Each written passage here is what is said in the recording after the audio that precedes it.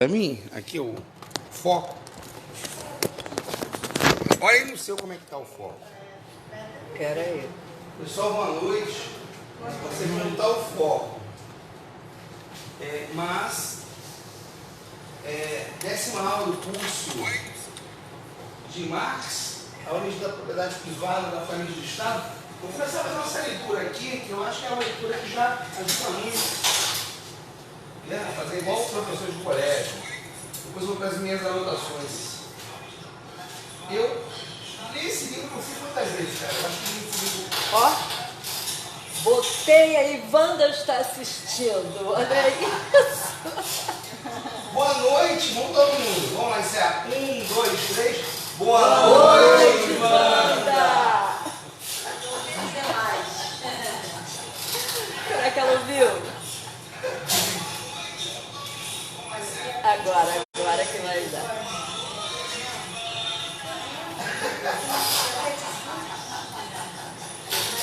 Vamos lá, gente. Alguém pode ler para mim? Vou colocar minha voz para a aula. Alguém pode ler essa pequena parte do início da origem da propriedade privada da família do Estado? Ler por partes aí? Quem é esse candidato aí? Alguém pode ler? Está aí no quadro. No pequeno. No pequeno? Peraí, deixa eu ver. Certo sou eu, hein? Melhorou. Eu tô aqui tentando passar pro grupo. Tenha calma. Eu vou morrer de frio nessa aula. Lá no meio. Abaixa o som. Tá no meu Facebook. Bota no grupo também. Tô indo Pessoal, se fazer quem isso. puder lá no Facebook pegar o link e jogar no grupo, eu agradeço, tá? Quem pode ler? Eu tô fazendo isso. Só ler, depois eu vou pontuar. Quem pode ler? Ninguém pode ler, não? Gente, todo mundo é tímido. Peraí, eu não sei nem o que é. Peraí, uma coisa ou outra. Todo mundo está tímido para ler. Eu tô aqui botando o link no grupo, uma O coisa ou outra. conhecimento de causa tratou de introduzir uma ordem precisa na pré-história da humanidade e sua classificação permanecerá certamente em vigor até que uma riqueza de dados muito mais considerável nos obrigue a modificá-la. Das três épocas principais, estado selvagem, barbárie e civilização, ele só se ocupa naturalmente das duas primeiras e da passagem à terceira. Subdivide cada uma das duas nas fases inferior, média e superior, de acordo com os progressos obtidos na produção dos meios de existência. Alguém fechou lá a porta. O último dedo fechou.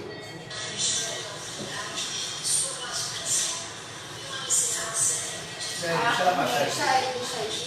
Deixa ela baixar, senão a gente não consegue. Não é o meu, não. É o dela, né? Por quê? Abaixa o fogo. Começa a cuidar de mim. Cara, eu não consegui nem entrar, pô. Você é muito que cuidar de mim, isso que eu quero ver o nome. Não precisa. Não, você vai ter isso. Depois você pega, eu te mando. Vamos seguir aqui. Vamos terminando, senão vai atrapalhar. Ele diz, a Vamos seguir a habilidade leitura. Isso aí, se quiser, eu mando depois. Inclusive, tá lá no é Dropbox. você, né? Não, gente, vamos lá, está no Dropbox. Tá no Dropbox. Não, vocês não interrompem demais a aula, ela fica muito picotada, fica muito ruim. Tá. Senão a gente não tem aula. Por favor, sem picotar a aula. Isso está no Dropbox. Eu me comprometo a mandar amanhã para todo mundo. Tá. Esse link. Tá. Senão a gente vai ter uma aula picotada e ela não anda. Tá.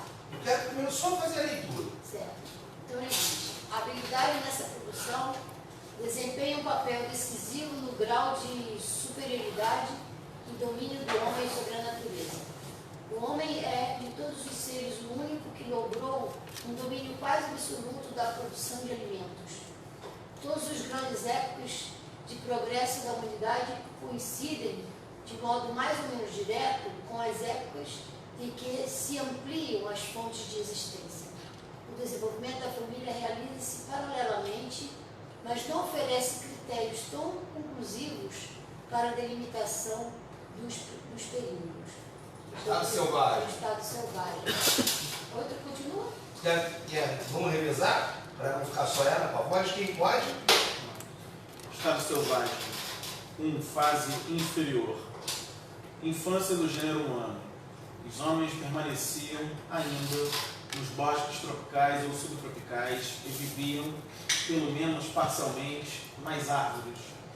Só isso explica que continuassem a existir em meio às grandes feras selvagens. Os frutos, as nozes e as raízes serviam de alimento. O principal progresso desse período é a formação da linguagem articulada. Nenhum dos povos conhecidos no período histórico estava nessa fase primitiva de evolução. E, embora esse período tenha durado provavelmente muitos milênios, não podemos demonstrar sua existência baseando-nos em testemunhos diretos. Mas, se admitimos que o homem procede do reino animal, devemos aceitar necessariamente esse estado transitório. O paleolítico que durou mais tempo vai de... Dependendo de quem você pega de datação de hominídeo, de 4 milhões a 2 milhões e meio até 10 mil anos. E tudo isso é fase do comunismo primitivo. Então você imagina o seguinte, uma pessoa que pensa em capitalismo natural, na verdade é um foi comunista em 99,9% da sua existência. O capitalismo corresponde a 0,01% da existência humana. Né? Uma coisa aqui que há uma discordância do texto que está aqui com o texto em geral de história. É que muitos historiadores colocam a linguagem articulada só na fase do Neolítico. A gente pensa que a linguagem é natural do homem, mas não é também, foi desenvolvida socialmente, conforme o homem, inclusive, desenvolve o cérebro, conforme os homínidas vão adquirindo habilidades. Existe uma ligação entre o tamanho do cérebro, a articulação da mão e a linguagem, é uma coisa impressionante. Os três estão interligados. Conforme vai crescendo, inclusive, Ernesto estava dando uma olhada sobre a pré-história, que os historiadores da linguagem dizem o seguinte: de acordo com a habilidade na construção de ferramentas, é que determinam se há linguagem articulada ou não. Porque é necessária a linguagem para produzir um determinado tipo de ferramenta, de passar de uma geração a outra. Sem a linguagem não seria possível. Então, dependendo do que eles acham em sítios arqueológicos, eles dizem se aquela população deveria, lógico, que não tem filme, não tem YouTube, né? Se aqueles homínidas deveriam ter linguagem ou não. Então, até o homem sapiens, o homem de Neandertal, parte da história deles cresce que existiam grupos que não tinham a linguagem articulada no sentido que nós conhecemos hoje. Tinham ruídos, tinham sons de comunicação, mas linguagem articulada como sistema, não. É desenvolvido socialmente. Isso, inclusive, afasta a ideia da linguagem inata. Né? A linguagem é uma aprendizagem social, cognitiva. Vamos lá? Fase média. É fantástico. Esse livro de Engels é fundamental. É fantástico. Não dá para não ler esse livro. Eu tenho um Philippe Arrier, que é o mesmo tema. Não, esquece. Lê o Engels. Sim, eu sei. Porque assim, tem vários... Não, ele diz a mesma coisa, sabe? Não diz a mesma coisa. Por que não diz a mesma coisa? Nessa questão que eu estou falando. Tá, mas por que é importante o Engels? É muito. Porque ele vai correlacionar os instrumentos de produção e o modo de produção, e a evolução da humanidade, inclusive a propriedade privada, que isso é uma tese do Marx. Porque esse livro é do Engels, mas escrito sobre as anotações do Marx. Qual é a grande tese do Marx? O Marx não inventa outras classes, mas o Marx descobre duas coisas. Primeiro, ela nem sempre existiu. Então, se ela nem sempre existiu, em um determinado momento na história do homem, ela pode deixar de existir. Então, isso está nesse livro. Por isso que assim, existem vários livros de Ecologia, história antiga, vários livros sobre a história antiga. Nenhum com essa abordagem. Nenhum. É impressionante a correlação que ele vai fazendo de desenvolvimento das ferramentas, desenvolvimento de aprendizagem dos mecanismos de produção, de evolução da sociedade, inclusive de evolução da família. Não existe monogamia na humanidade antes da propriedade privada dos meios de produção. A monogamia é inventada. Não quer dizer que você não pode ser monogâmico, a escolha é sua. Mas não é uma coisa natural, está no DNA do homem. Não está. Monogamia é uma invenção. Ele joga várias hipóteses. Olha, não existe, o Ernesto pode até explorar de mim. Eu não conheço livro mais feminista do que esse. Não estou dizendo que o Marx era feminista, que não era uma coisa pensada. o movimento feminista na época, ou que o Engels era, não existe livro mais feminista do que esse. Não existe. Ele diz, a primeira exploração de classes foi a exploração da mulher pelo homem.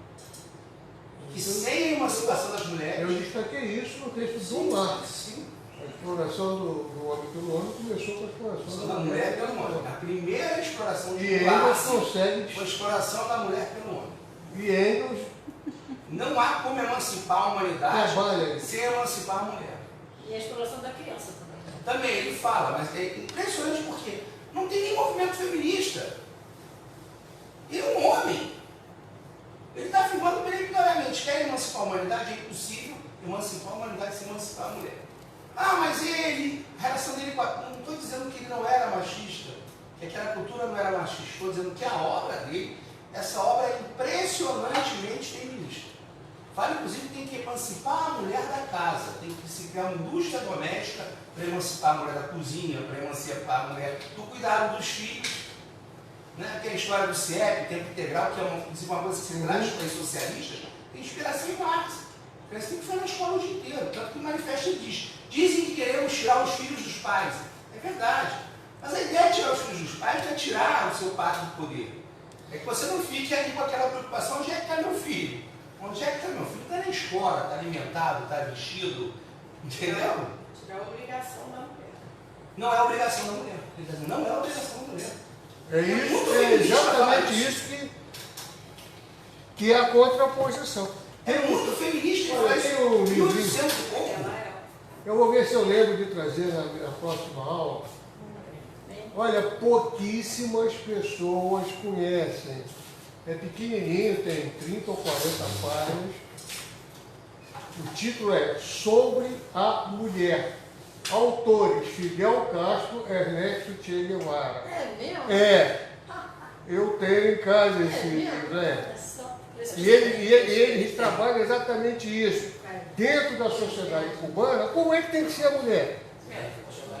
Pode? Interessante isso. Então, agora você imagina o seguinte: eu não sei de quanto é, não está na capa, esse meu é velho. O Origem da Propriedade Privada do Estado, eu não sei de que ano, é 1800 alguma coisa. Imagina você no século XIX, você dizer que tem que emancipar a mulher da maternidade. Né? Isso é algo que ninguém pensava. A mulher não pode ser mãe o dia inteiro. Subordinação geral. Não, é algo muito evoluído. Olha, temos que criar uma indústria doméstica, temos que emancipar a mulher da casa. Ah, quem vai limpar a casa mesmo? Vamos pensar na indústria doméstica que faça esse tipo de trabalho. Tem que ter a creche, tem que ter a escola, tem que ter tudo para que a mulher possa se inserir na sociedade comum. Cara, não tinha nem um movimento feminista forte, começa, inclusive o movimento feminista é criado dentro dos partidos socialistas, depois é que sai do partido socialista. Mas nem tem tão forte assim, eles serem tão influenciados como eles foram. Então, o que mostra o papel tanto da mulher do Marx quanto da mulher do Engels, que são dois militantes, né? As duas mulheres do Engels, seguidamente, a Lise e a primeira, é Mary e depois a Lise, né? É, a Mary é a analfabeta. Ele casa com as duas, ele casa com a Mary e depois casa com a outra irmã. Ela morreu, Morreu e casou com a irmã. ela era operária, não sabia ler e escrever. Mas era uma baita revolucionária. Marx, acho que foi a única coisa que o Marx nunca perdoou em Engels. Voltou a transmissão? Não. É o seguinte, você está muito Eu já vou voltar longe pra cá só para daqui. passar isso aqui. Aqui praticamente você não aparece. Eu já volto, cara, deixa eu só passar isso Ou aqui. então bota pra lá. Também Não, eu pode. já volto pra ele, eu já volto.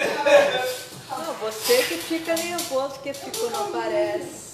A Ivanda tá assistindo. Fase média, vamos lá? A Ivanda tá assistindo. Ela disse que ouviu e agradeceu. Boa noite, Se a galera. Ivanda não estiver assistindo, isso acabou. A Não, única mais mas ela presente aqui é a ouviu. Ivanda. Ela ouviu o nosso boa noite, fez que ela Vamos disse. lá, fase média. Você leu a fase média, não foi? Você leu a fase média? Não. Não. Não, anterior. Vamos ler a fase média? Eu não enxergo. Nem de óculos. Fase média. Quem pode? Posso ler? Começa com o emprego dos peixes, incluímos aqui também os crustáceos, moluscos e outros animais aquáticos, na alimentação e com o uso do fogo. Os dois fenômenos são complementares. porque o peixe só pode ser plenamente empregado como alimento graças ao fogo. Com essa nova alimentação, porém, os homens fizeram-se independentes do clima e da localidade, seguindo o curso dos rios e as costas dos mares. Puderam, ainda no estado selvagem, espalhar-se sobre a maior parte da superfície da terra.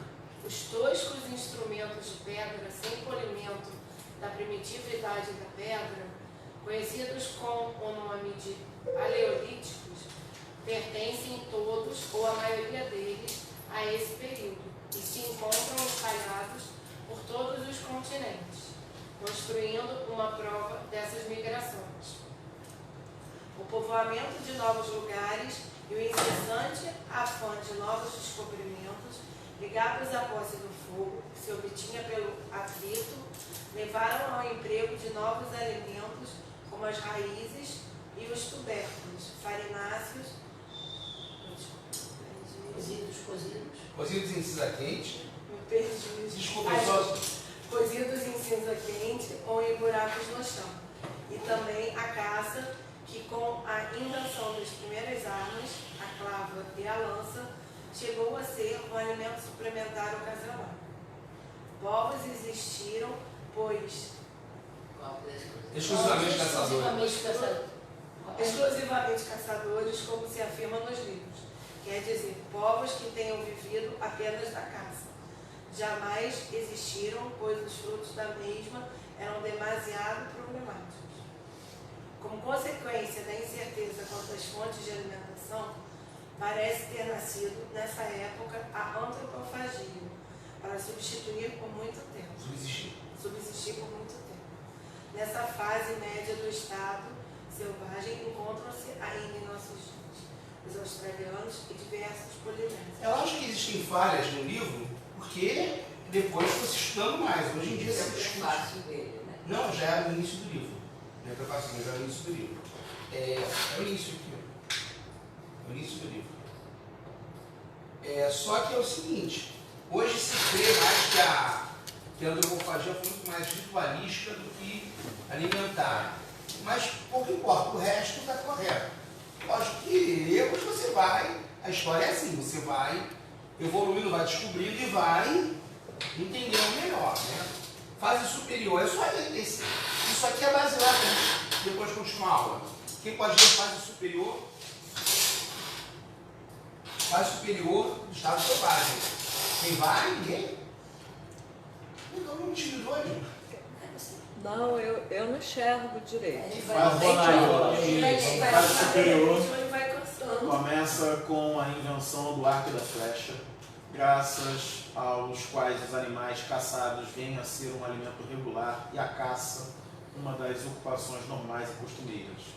O arco, a corda e a seta já constituíam um instrumento bastante complexo, cuja invenção pressupõe larga experiência acumulada e faculdades mentais desenvolvidas, bem como o conhecimento simultâneo de diversas outras invenções. Se compararmos os povos que conhecem o arco e a flecha, mas ignoram a arte da cerâmica, com a qual, segundo Morgan, começa a passagem à barbárie, encontramos já alguns indícios de residência fixa em aldeias. Só uma coisa, para dar uma paradinha. Todo mundo, essa aqui é barbárie, foi bárbara, mas a barbárie é um momento fantástico de evolução da humanidade. A barbárie foi tirada de bárbara. E os povos ditos bárbaros tinham uma organização social muito superior à nossa. Não estou falando de organização econômica, estou falando de organização social, a maneira como eles se organizavam. Tá? Antes da civilização, antes do patriarcado, antes da propriedade privada. Né? As gens, as tribos, como eram organizadas, a democracia interna. É só analisar um povo, um indígena qualquer. A maioria dos indígenas brasileiros estão na barbárie, já passaram da fase selvagem para a barbárie. Vê como são organizados coletivamente. É só para mudar um pouco essa ideia, que a gente sempre fala barbárie, virou um termo pejorativo, mas não é para Marx. Tanto que ele fala que a família do futuro tem que recobrar, a família e a sociedade do futuro tem que recobrar a organização tribal, a organização da gens, de maneira superior. Tem que suplantar essa coisa privatista do indivíduo.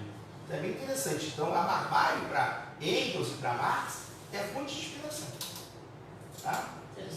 Mas ele estava se apoiando nos escritos do Morgan. Do Morgan. Mas são escritos muito bons. Porque assim, na verdade a história de barbárie a gente nunca pode estudar, a gente vai dar uma estudada hoje. E são escritos muito bons. Né? Inclusive eu não tenho, que se alguém quiser me dar de presente a Sociedade Antiga do Morgan, eu aceito. Não é um livro fácil de achar. Quase que só tem em inglês. Ansiety,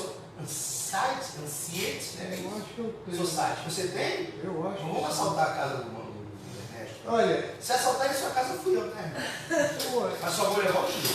eu tenho quase certeza que está, mas só que está naquela confusão lá de É cima. um livro muito raro hoje. No momento de você arrumar. Não é fácil de achar. Tem cerca de 4 mil livros. Ele acha Cuidado que as traças gostam muito. Não, olha só. A origem da propriedade, eu só vou até perguntar. A origem da propriedade privada da Firma do Estado já tem há muito tempo? Eu comprei Cuba. Não vai ter. Mas Conseguimos. eu acho que ainda não tem a edição da Boitempo. E as edições Eu que não tem achei. são antigas. Tem um, Datam de mais de 10 anos. saiu em papel jornal em 2000 e alguma coisa, um papel jornal. Um livrinho bem barato, era R$5 na época. Mas a CPI não está completo, não. Uma edição tipo que tinha da civilização brasileira. As edições que tem da origem da propriedade privada da Firma do Estado são edições antigas. Eu acho que a civilização brasileira, não é? Tem da civilização, mas eu acho. Eu acho que ainda não, eu sei. Eu já acho que a comparei. civilização- Expressão popular. Não, então tem uma edição, mas é mais recente, a expressão popular. não, a mais antiga, quer dizer, Não, é mais recente. é da Paz e Terra, aquela que é a capa vermelha e verde. Aquela, não, é verde e preto. Mas eu senti a expressão popular que geralmente tem uma coisa mais recente. Mas em geral a expressão popular ela não faz tradução. Ela pega alguma edição cedida para uma outra editora. Que é a editora do MSP, não tem um prefixo. Em geral o que eles fazem é reproduzir uma. Ele não tem esse. Hã? Não tem. Tem, bom. Então, gente, podem procurar na internet. Em geral, as edições da expressão popular são bem baratinhas, 10, 15 reais. Fase superior. Quem pode ler? Tá batendo. Ele Ah, tem, perdão, ele não perdão. estava no meio. Perdão, desculpa. Vou voltar ali do parênteses, que foi mais ou menos onde parou. Com a qual, segundo Morgan, começa a passagem à barbárie.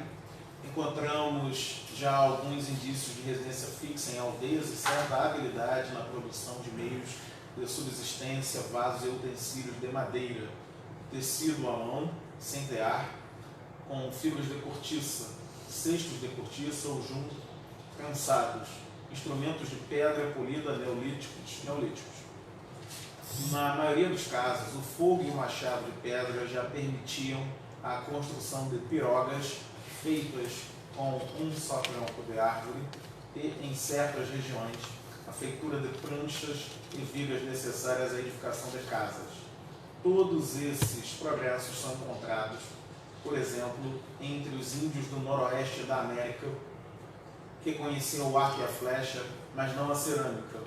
O arco e a flecha foram para a época selvagem, o que a espada de ferro foi para a barbárie e a arma de fogo para a civilização, a arma decisiva. Com a arco e a flecha, a caça deixou de ser ocasional e passou a ser uma forma de comida permanente. Você pegar os índios que seguiam os bisões, eles tinham uma estação para ser. É engraçado que eles não domesticavam os bisões, nem os búfalos, eles caçavam. E tinha uma estação para caçar. Então eles estão exatamente no limiar entre o estado selvagem e a barbárie. Bem interessante isso. Mas tudo é Estados Unidos que está estudando. Não, o Morgan faz um estudo entre os índios iorqueses dos Estados Unidos. Mas ele faz uma comparação com vários outros povos. Teórica. Hã? Teórica. Não é teórica, porque tem vários achados antropológicos de outros que ele vai comparando. Porque assim, não precisa você, por exemplo, estudar os aborígenes da Austrália se alguém já estudou. Aí vai pegar o texto assim, essa tribo aqui que eu tenho na América corresponde ao mesmo estado de desenvolvimento humano que não é. E os aborígenes estão em estado selvagem mais primitivo. Que, por exemplo, os incas são mais evoluídos que os índios americanos. Os nossos também faziam cerâmica. Sim, alguns, não todos. Não todas as tribos. Tem tribos brasileiras no estado selvagem quase que inferior, médio e superior. Mas basicamente ali na passagem, né? Na passagem da barbárie para a civilização. E os índios já praticamente, tirando a escrita, eles não tinham a escrita como a gente tinha, mas tinha a escrita pictórica, né? Eles já são um povo civilizado nesse sentido de datação. Dominam os metais, não todos, né? E dominam a escrita, mas não a escrita lógica, né? E com figuras também. Eu acho que a pictórica que se diz, não é a escrita pictórica, parecida com a do Egito, antes da linear. E o que aconteceu decisivamente para eles perderem a guerra, porque eles não conheciam nem o cavalo e nem a pólvora, senão teriam resistido aos espanhóis, como civilização era bem evoluída. Vamos lá, barbárie. Esse texto aqui é barbárie. É bem interessante, já ordena o pensamento. A barbárie, quem quer a barbárie, ele faz inferior. Posso ler? Inicia-se, faz inferior da barbárie.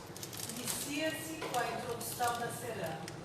É possível demonstrar que, em muitos casos, provavelmente em todos os lugares, nasceu do costume de cobrir com argila os cestos ou vasos de madeira, a fim de torná-los refratários ao fogo. Logo descobriu-se que a argila moldada dava o mesmo resultado, sem necessidade do vaso inferior. Até aqui temos podido considerar o curso do desenvolvimento como um fenômeno absolutamente geral, válido por um determinado período para todos os povos, sem distinção de lugar. Mas com a barbárie, chegamos a uma época em que se começa a fazer sentir a diferença de condições naturais entre os dois grandes continentes. O traço característico do período da barbárie é a domesticação e a criação de animais e o cultivo de plantas.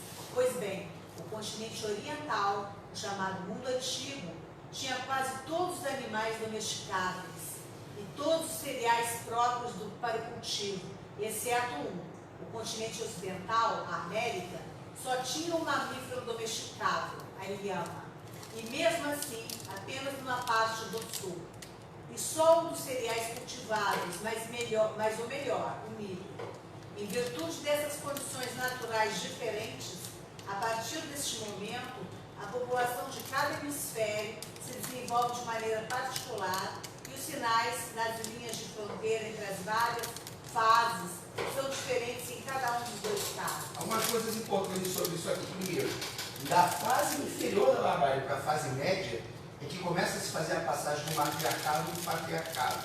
Por quê? Você passa para a fase média com a domesticação de animais e a agricultura. Antes da domesticação de animais e da agricultura, não havia excedente. Se não é excedente, não tem por que eu fazer escravo. Se existia guerra, mas existia guerra por território, de caça, de pesca, de cultivo, nem tanto de cultivo, mas de caça, de pesca, de coleta. Então, aqui a metade da sala é uma tribo, ali a outra metade é outra tribo, a gente guerreia. Os derrotados, o que eu faço com esse povo? Esse povo não pode se incorporar ao meu, porque aquele território é limitado. Se aquele território é limitado, uma população muito grande vai extinguir a caça e a pesca ali. Por isso que eu mato. No máximo, às vezes, diga. Então, você está querendo me dizer que o processo de escravos surge a partir do surgimento do patriarcado e não do matriarcado, é isso? É. No matriarcado não tem escravo, não. Mas por que era patriarcado? Deixa eu explicar, deixa eu terminar. Estou explicando. Se a minha explicação não for suficiente, vocês perguntam. Vamos lá. Você chega na barbárie. Na barbárie, qual é o grande salto da barbárie? É a cerâmica. Por que a cerâmica é tão importante? Primeiro, porque o cozimento dos alimentos se aperfeiçoa.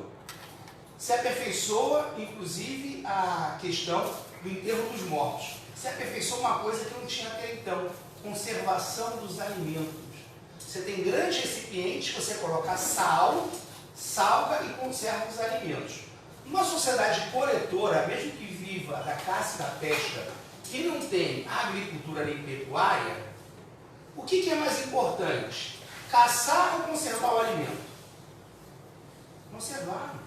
Principalmente na época do frio. Não, em geral, por quê? Você é a mulher.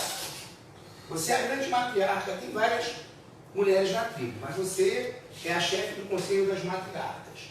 A caça, você caçou, mas a conservação e repartição é mais importante até do que a caça. Quem tem a voz na comunidade? O homem ou a mulher? A mulher. A mulher.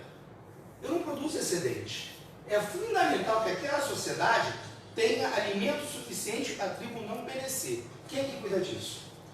A mulher. Quem é mais importante na comunidade? A mulher. O Marx diz, através do Engels, que o patriarcado e a escravidão estão ligados. O patriarcado só surge a partir da escravidão, que é uma usurpação. A caça não é tão importante assim. Mas no momento que eu começo a criar, a domesticar animais, o que acontece com a domesticação de animais? Eu dinamizo e posso reproduzir aos milhares boi, vaca, o que for. Carneiro, o que seja. Só que aí eu ganhei a guerra. Tem 5 homens aqui que são braços que eu posso utilizar para cuidar do meu rebanho. Eu vou matá-los para quê? Eu os escravizo. A escravidão começa como escravidão primeiro de guerra. Depois vai ter escravidão por dívida. Ganhei a guerra, vocês são meus escravos. Vocês vão produzir para mim. Só que veja só, se antes a guerra era ocasional, e a guerra passa a ser inclusive uma parte fundamental, você vai pegar na antiguidade, os grandes conquistadores, que a guerra faz parte do modo de produção. Eu aumento meus escravos, eu aumento meus rebanhos, eu aumento tudo. Eu vou fazer uma guerra, eu vou ganhar vocês, eu vou adquirir um monte de escravo, eu sou o patriarca. E nessa, e a gente vai falar de família daqui a pouco, nesse matriarcado não existe a monogamia. Eu acumulei uma riqueza imensa. Para que eu vou deixar essa riqueza?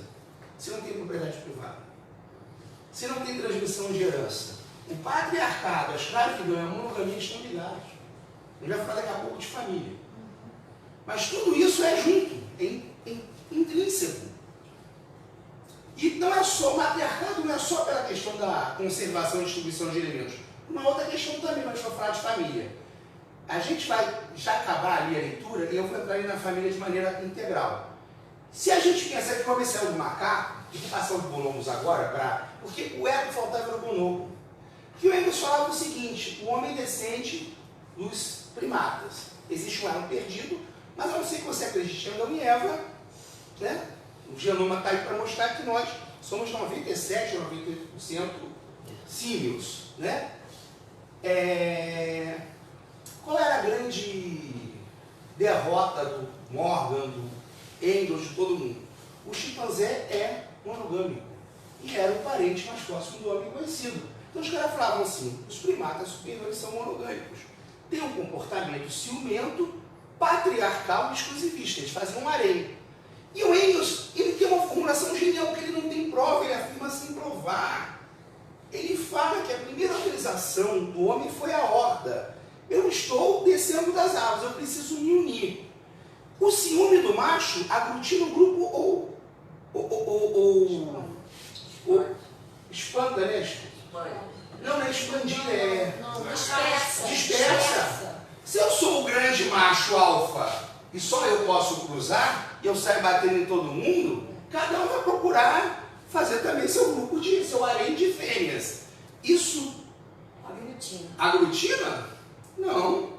A família, o chaprolho é só dele. Mas aglutina em grandes grupos? Não. Então o que o Engels fala? O Engels sugere que o homem na horda, o primeiro hominídeo na horda, deveria ter um tipo de comportamento sexual que não fosse ciumento e que tivesse uma convivência sexual, né, inclusive de total promiscuidade. Os nossos olhos ocidentais atuais, completamente promíscua, mas não tinha prova. Eu vou dar uma prova depois que eu acabar de ler aqui. Os bonobos, vocês vão ficar de queixo caído. Primeiro que os bonobos são mais próximos do homem do que os chimpanzés. E o bonobo faz sexo com tudo. O bonobo não faz sexo só, primeiro, ele é mais próximo da gente, porque ele não faz sexo só no cio. Ele faz sexo toda vez que dá vontade. E como não tem impedimento moral, ele faz sexo. Macaco macho com macaco macho, macaca fêmea com macaca fêmea, macaco macho com macaca fêmea, inclusive com os filhotes. Estou dizendo que isso é moralmente aceitável ou não. A gente vai discutir depois a evolução e a importância do tabu do incesto. Mas mostra que realmente houve essa fase da horda. Primeiro, não tem um sistema moral. O sistema moral, antes da linguagem, não existe. Vai ter um sistema moral sem linguagem?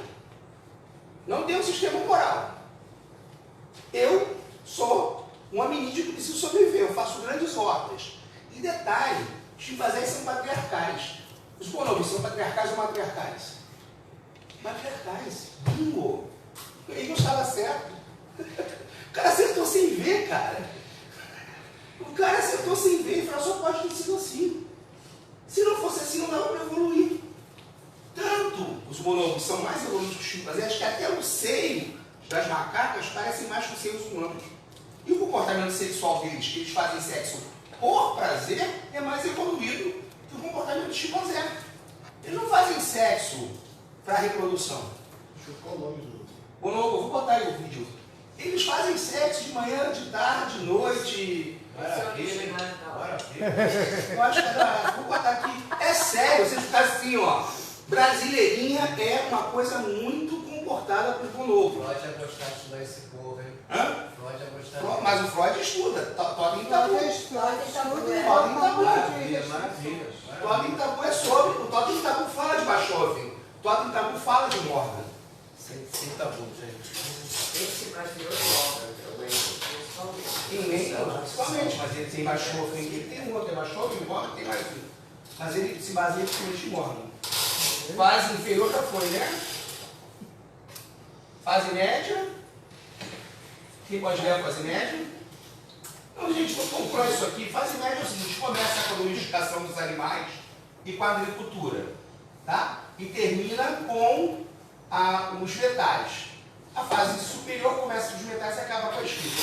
Vamos aos macaquinhos. Vocês vão ficar A espantados. grande animação dele, né? Macaquinhos, chama ele, eles os macaquinhos. É ideia fixa. Vamos lá, André, Você não vai tem entender ideia desses melhor da macaquinhos? aula.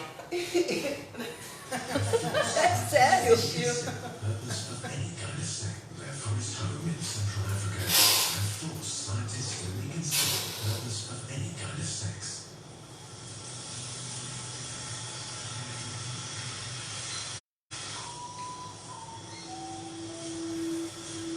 Trabalhando, não estão fazendo nada. Male and female. But as primatologists Francis Val realize, bonobos will have sex with male or female partners, with young and Continuar trabalhando. while feeding or playing or carrying young. And they have sex often, all day long in fact. Yeah, the sexual behavior of the bonobo, I think, is the most flexible sexual behavior that we know outside of the human species. We usually call bonobos pansexual in the sense that I would never call them homosexual because they have not an exclusive orientation at all to one sex or the other. So they use sex in all combinations of individuals. So basically free for all. Female bonobos only have young every 6 years or so, yet they have Olha isso aí, eles têm, as fêmeas só têm filhos de 6 anos. Não fazem sexo só quando estão no cio. Em geral, o cio, o animal, é para reprodução. Fazem sexo nesse tempo. whether or not they are in its Acho que isso era de conhecimento de... Não, nem nós não. Era o pedido. Não estou fazendo nada. Even the very young have sex, face to face. If any creatures are to break the long-held theory that all animal sex is somehow linked to reproduction, it is these bonobos. A favorite theory attempts to give all this sex a social purpose, linking it to dominance behavior. A high-ranking male putting a youngster in his place. São dois macacos machos.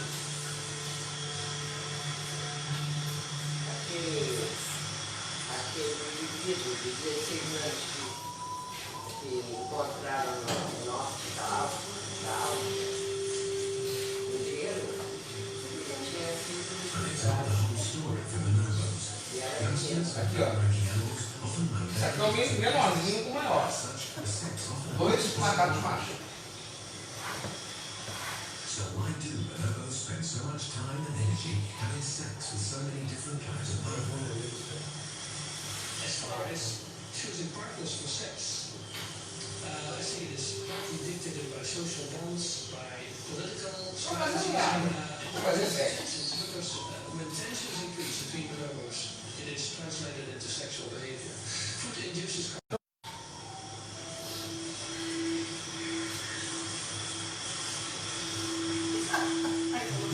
Gente, olha o pequenininho no meio.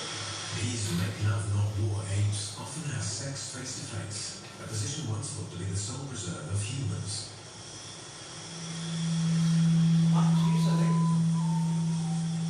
Não fazendo nada. Is as aware as any scientist of the dangers of making links between these highly sexual apes and humans.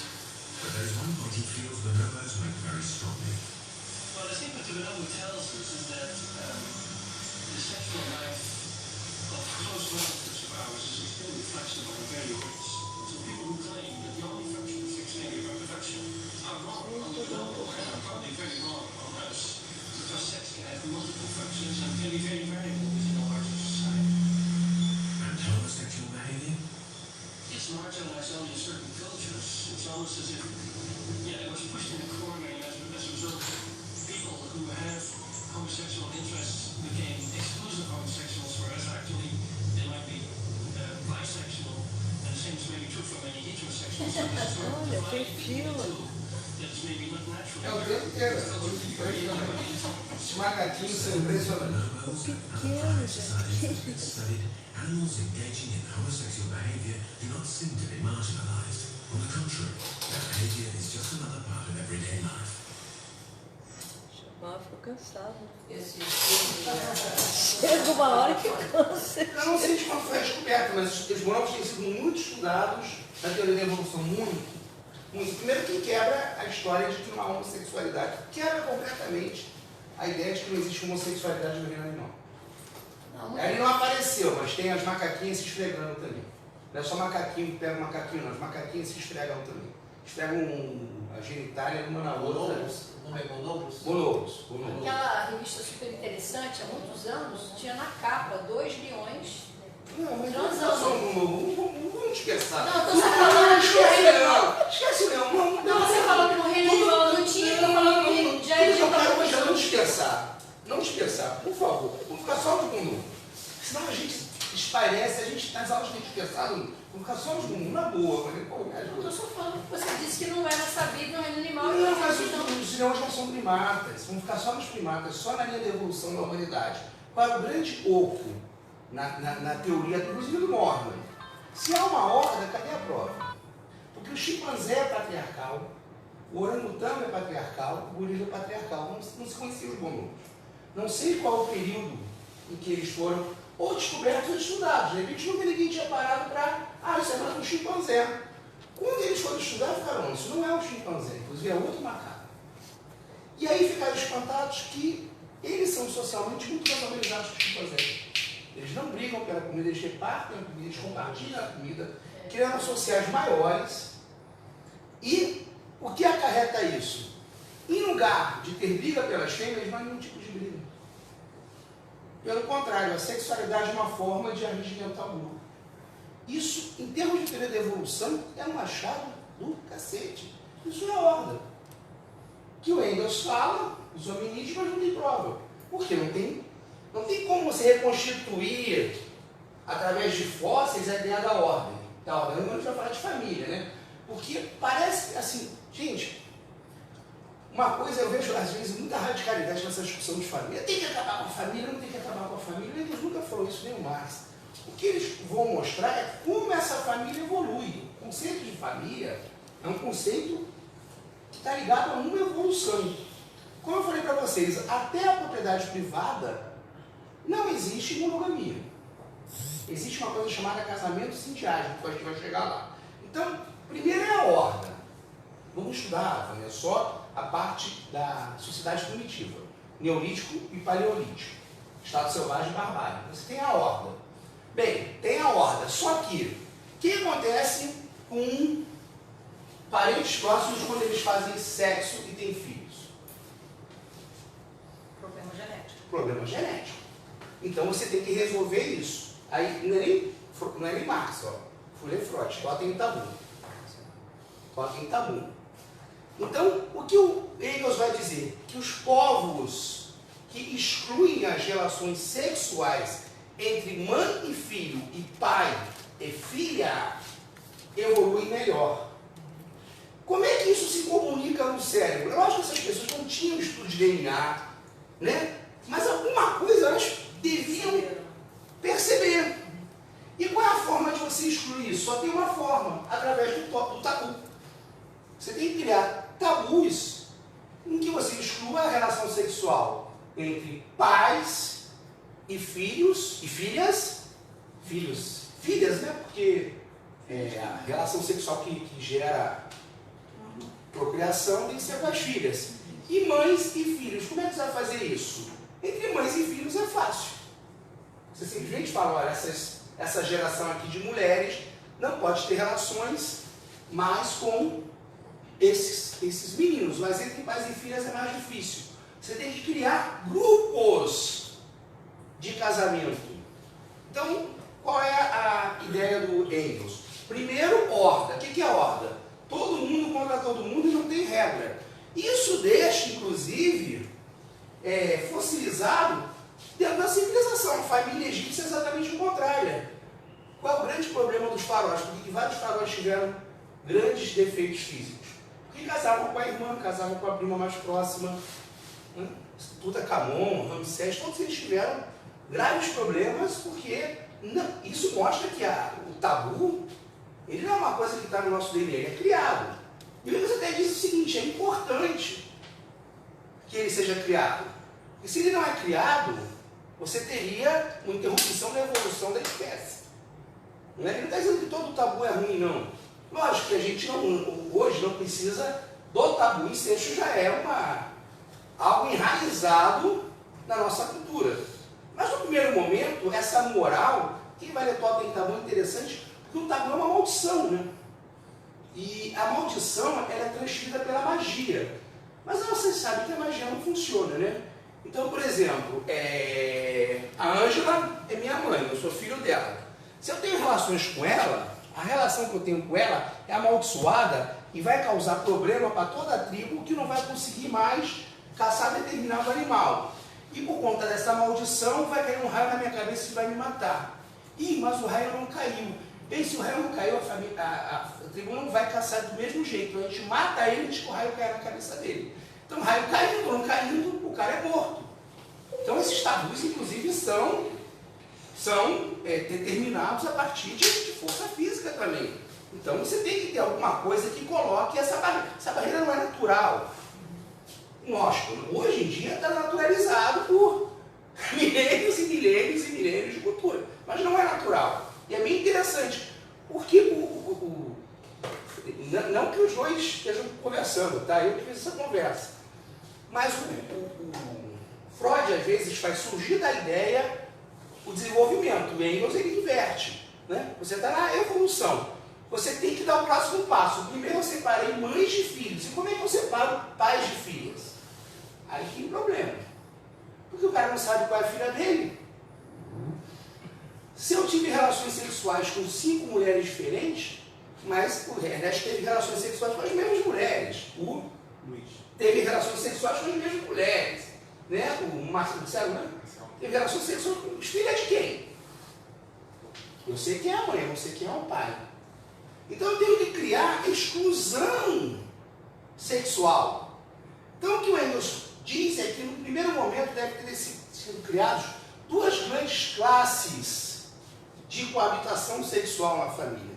2 primeiras genes, né, na qual se forma a tribo. De maneira que, por exemplo, vamos dizer que metade da sala aqui pertence a uma gênese e a outra pertence a outra. São os clãs? São os clãs. Né? Então, assim, eu tenho que separar.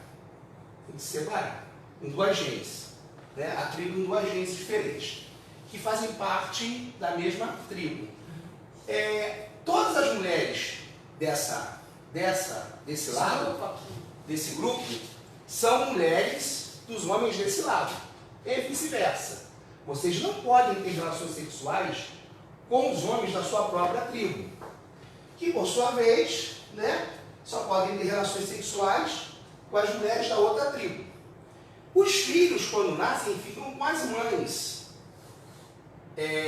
Lógico que esses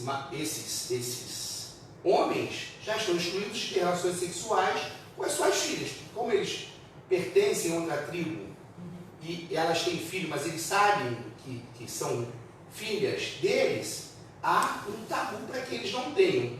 Mas não é totalmente perfeito, dependendo da idade. As relações sexuais não são certinhas, né? Dependendo da idade, com só duas clãs, duas genes, essa tribo pode ter incesto. Ele começa a se subdividir. Começa a se subdividir, essa genes mãe, começa a se dividir em várias pequenas clãs ou pequenas genes. Então, por exemplo, aqui são duas genes. Essa é casada com aquela. Mas os filhos dessas duas genes vão para uma terceira gene, na qual, né, aqueles pais não podem ter acesso sexual.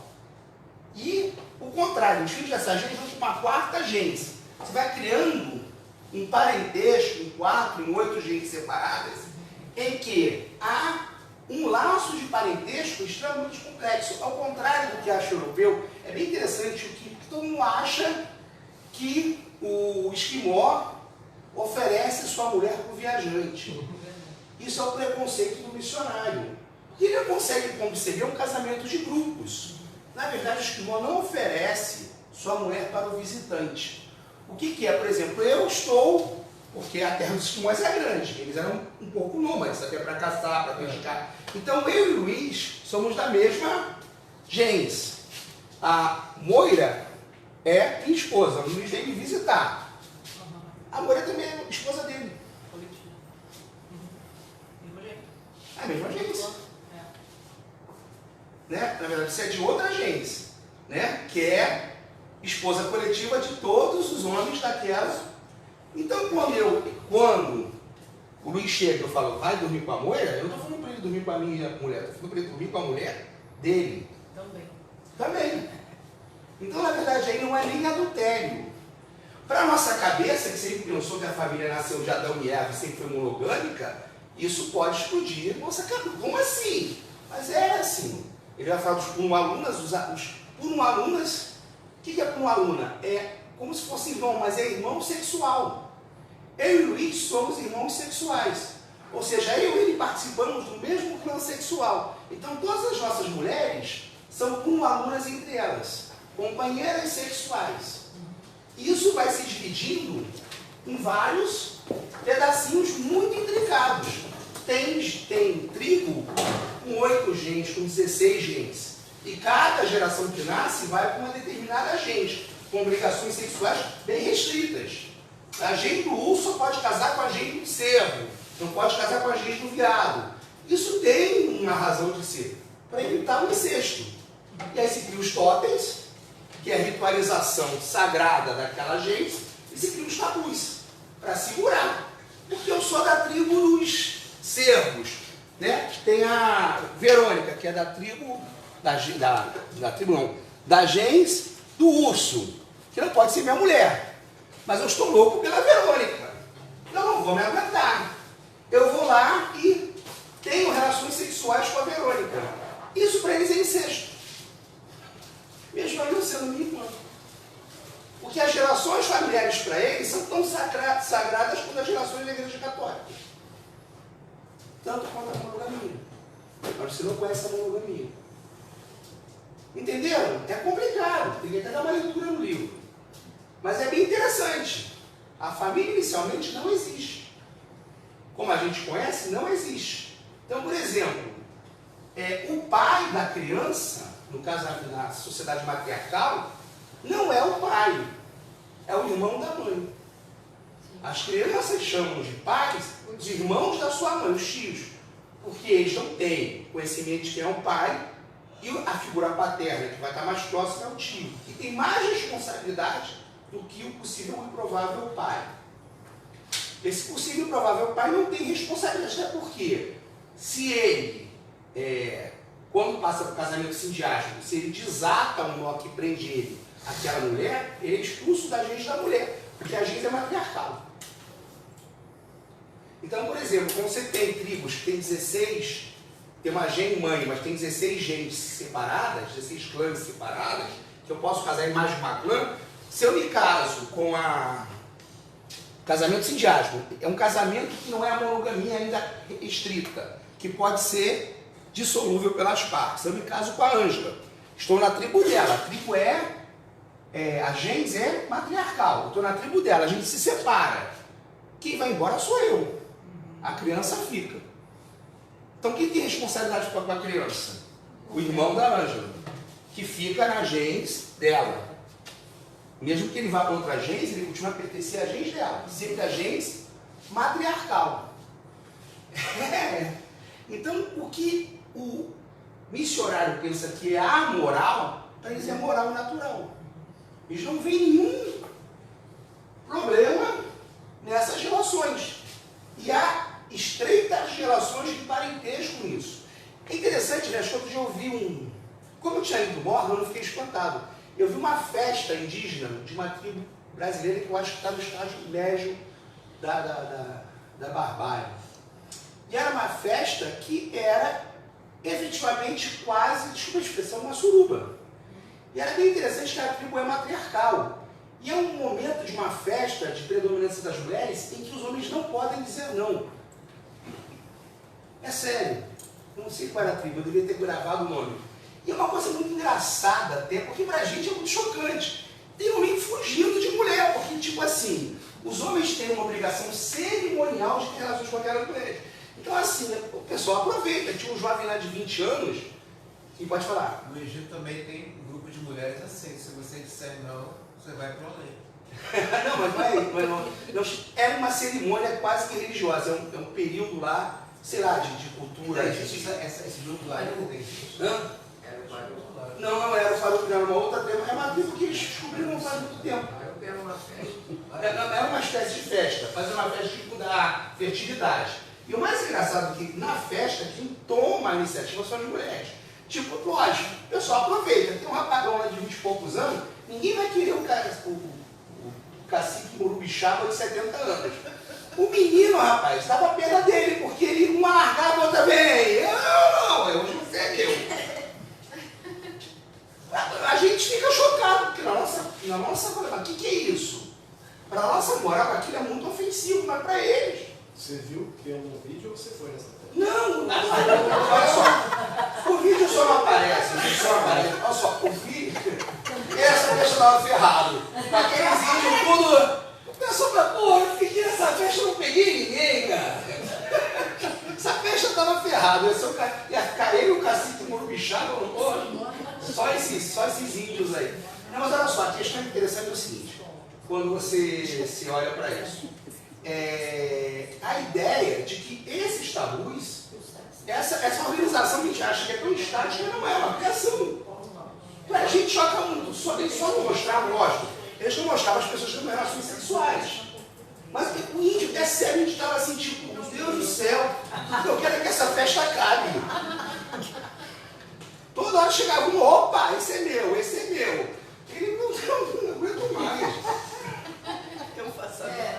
Eu tive uma conversa com o cacique uma vez, lá em Tocantins, e ele falou muito dessa coisa dos clãs, ele me explicando exatamente isso, que as filhas não podiam casar naquele clã. Tem que casar no outro clã. Então eles são primos nossos, é o outro clã que é nosso primo. Que tem que casar. Então as filhas, ela ia viajar para casar com outro clã. E já é patriarcal. Isso já é Ela passagem vai do rio pra patriarcal. casar, Porque quando sai para casar no clã do marido já é a passagem do matriarcal para o patriarcal. E aí o Engels vai colocar umas coisas bem interessantes, porque ele diz o seguinte, qual é a função mais importante? Como eu falei, é a caça, é a coleta ou é a conservação e repartição do alimento? Conservação e repartição do alimento. E a mulher ainda sai para coletar, ainda faz a farinha, ainda faz o cozimento. A mulher é muito sacrificada. A hipótese do Wade, não sei se está certo ou está errado, é o seguinte: essa família tem obrigações iguais às nossas. Nós somos monogâmicos. Se vocês não sabem, no Código Civil diz que há não só o direito, há o dever de coabitação sexual. Isso não foi retirado, vocês sabem disso, né? Qualquer um dos cônjuges pode pedir a separação porque o outro não comparece. Isso é razão de separação. Está no Código Civil. Então, nessas sociedades, a mulher tem direitos, mas também tem deveres. E tem o dever de transar com um monte de homem. E aí, deixa eu falar, isso deve ser muito desgastante. Imagina, você está na fase média da barbárie. A mulher já trabalha pra cacete. Um homem já é duro de aturar, imagina um monte. Então, ele não acredita que o casamento sindiásmico, o que é o casamento sindiásmico? É a mulher ter o direito de se entregar só a um homem. A mulher passa a ter direito de entregar só a um homem. Então, durante aquele período, opa, estou fechada com o balanço, sai fora que eu estou casada. Só que isso não impede que haja certa liberdade sexual. Como é que é esse casamento sindiásmico? Você tem as tribos, você tem as genes funcionando, você tem as restrições sexuais, só que em vez de eu estar casado com todas as mulheres daquela gene, eu estou casado só com uma. Digamos, eu casei com a Raquel. Um dia a Raquel pode chegar e falar assim, não quero mais você. A gente se separa. Mas durante o período em que eu estou com ela tem que ser fiel a mim e eu tenho que ser fiel a ela. Há uma exclusividade sexual. O que o Morgan fala? Que nessas sociedades, inclusive na iorquesa, se pune o adultério. Mas a punição, gente, eu não estou defendendo isso, tá? Estou dizendo como está no livro. A punição é o tipo, o marido tem direito de dar uma coça na mulher. Não estou dizendo que está certo. Né? Mas também é o seguinte, se ele der uma coça na mulher, tem que se separar. Ele não pode dar uma coça e continuar com a mulher. Quando é ele que trai, ela pode dar uma coça nele? Não, olha só. Em tese, nessas, não estou dizendo que está certo. Também tem que estar escrito no livro. O que está escrito no livro é que a infidelidade do homem está numa passagem já para o estado mais patriarcal. Não é incentivada. Só que não é punida como a da mulher. Mas se o marido trair, a mulher pode se separar. Só que é engraçado o seguinte, se ele quiser continuar com a mulher, ele não pode bater na mulher. Ou você não quer ser traído, ou você quer. Se você bater, você não quer, então você vai embora. Não estou dizendo que está certo, não. Estou defendendo. Estou falando no estágio primitivo. Lembrar que no estágio primitivo se matava a criança defeituosa. Mas ele só se baseou nesse pesquisador americano morto. Mas esse pesquisador americano, ele não é um pesquisador que se referencia só na obra dele. Ele é considerado como referência. A referência daquele período. Mas o que nós temos... Mas desse estudo, referência desse estudo. Eu não sei se é pobre não, porque, por exemplo, eu já li o Levi Strauss. Ele fala muita coisa, mas em termos de parentesco familiar, ele não vale não. Não vale não. Os índios brasileiros ninguém estuda. Tem muita coisa. Tem estudo, inclusive, no livro do Engels. Engels, inclusive, fala que o que acontece?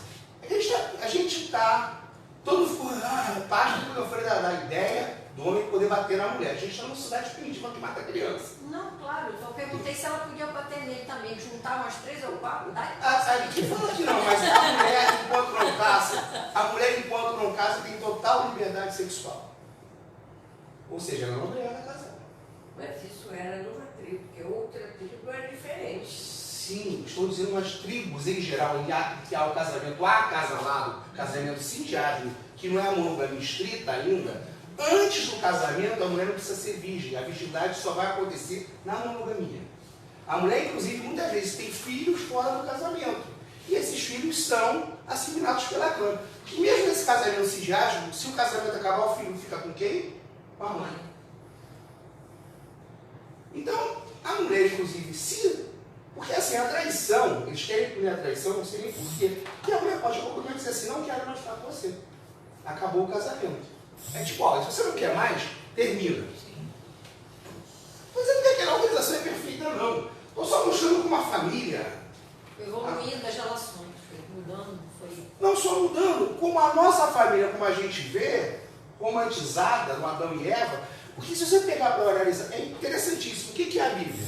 A Bíblia é um documento de povos nômades, pastores, já no estágio superior da barbárie, entrando na civilização. Primeiro que você entra na civilização com a escrita. Se tem história escrita, já é civilização. Escravo-trato e patriarcal. Você não tem mais sociedade matriarcal ainda.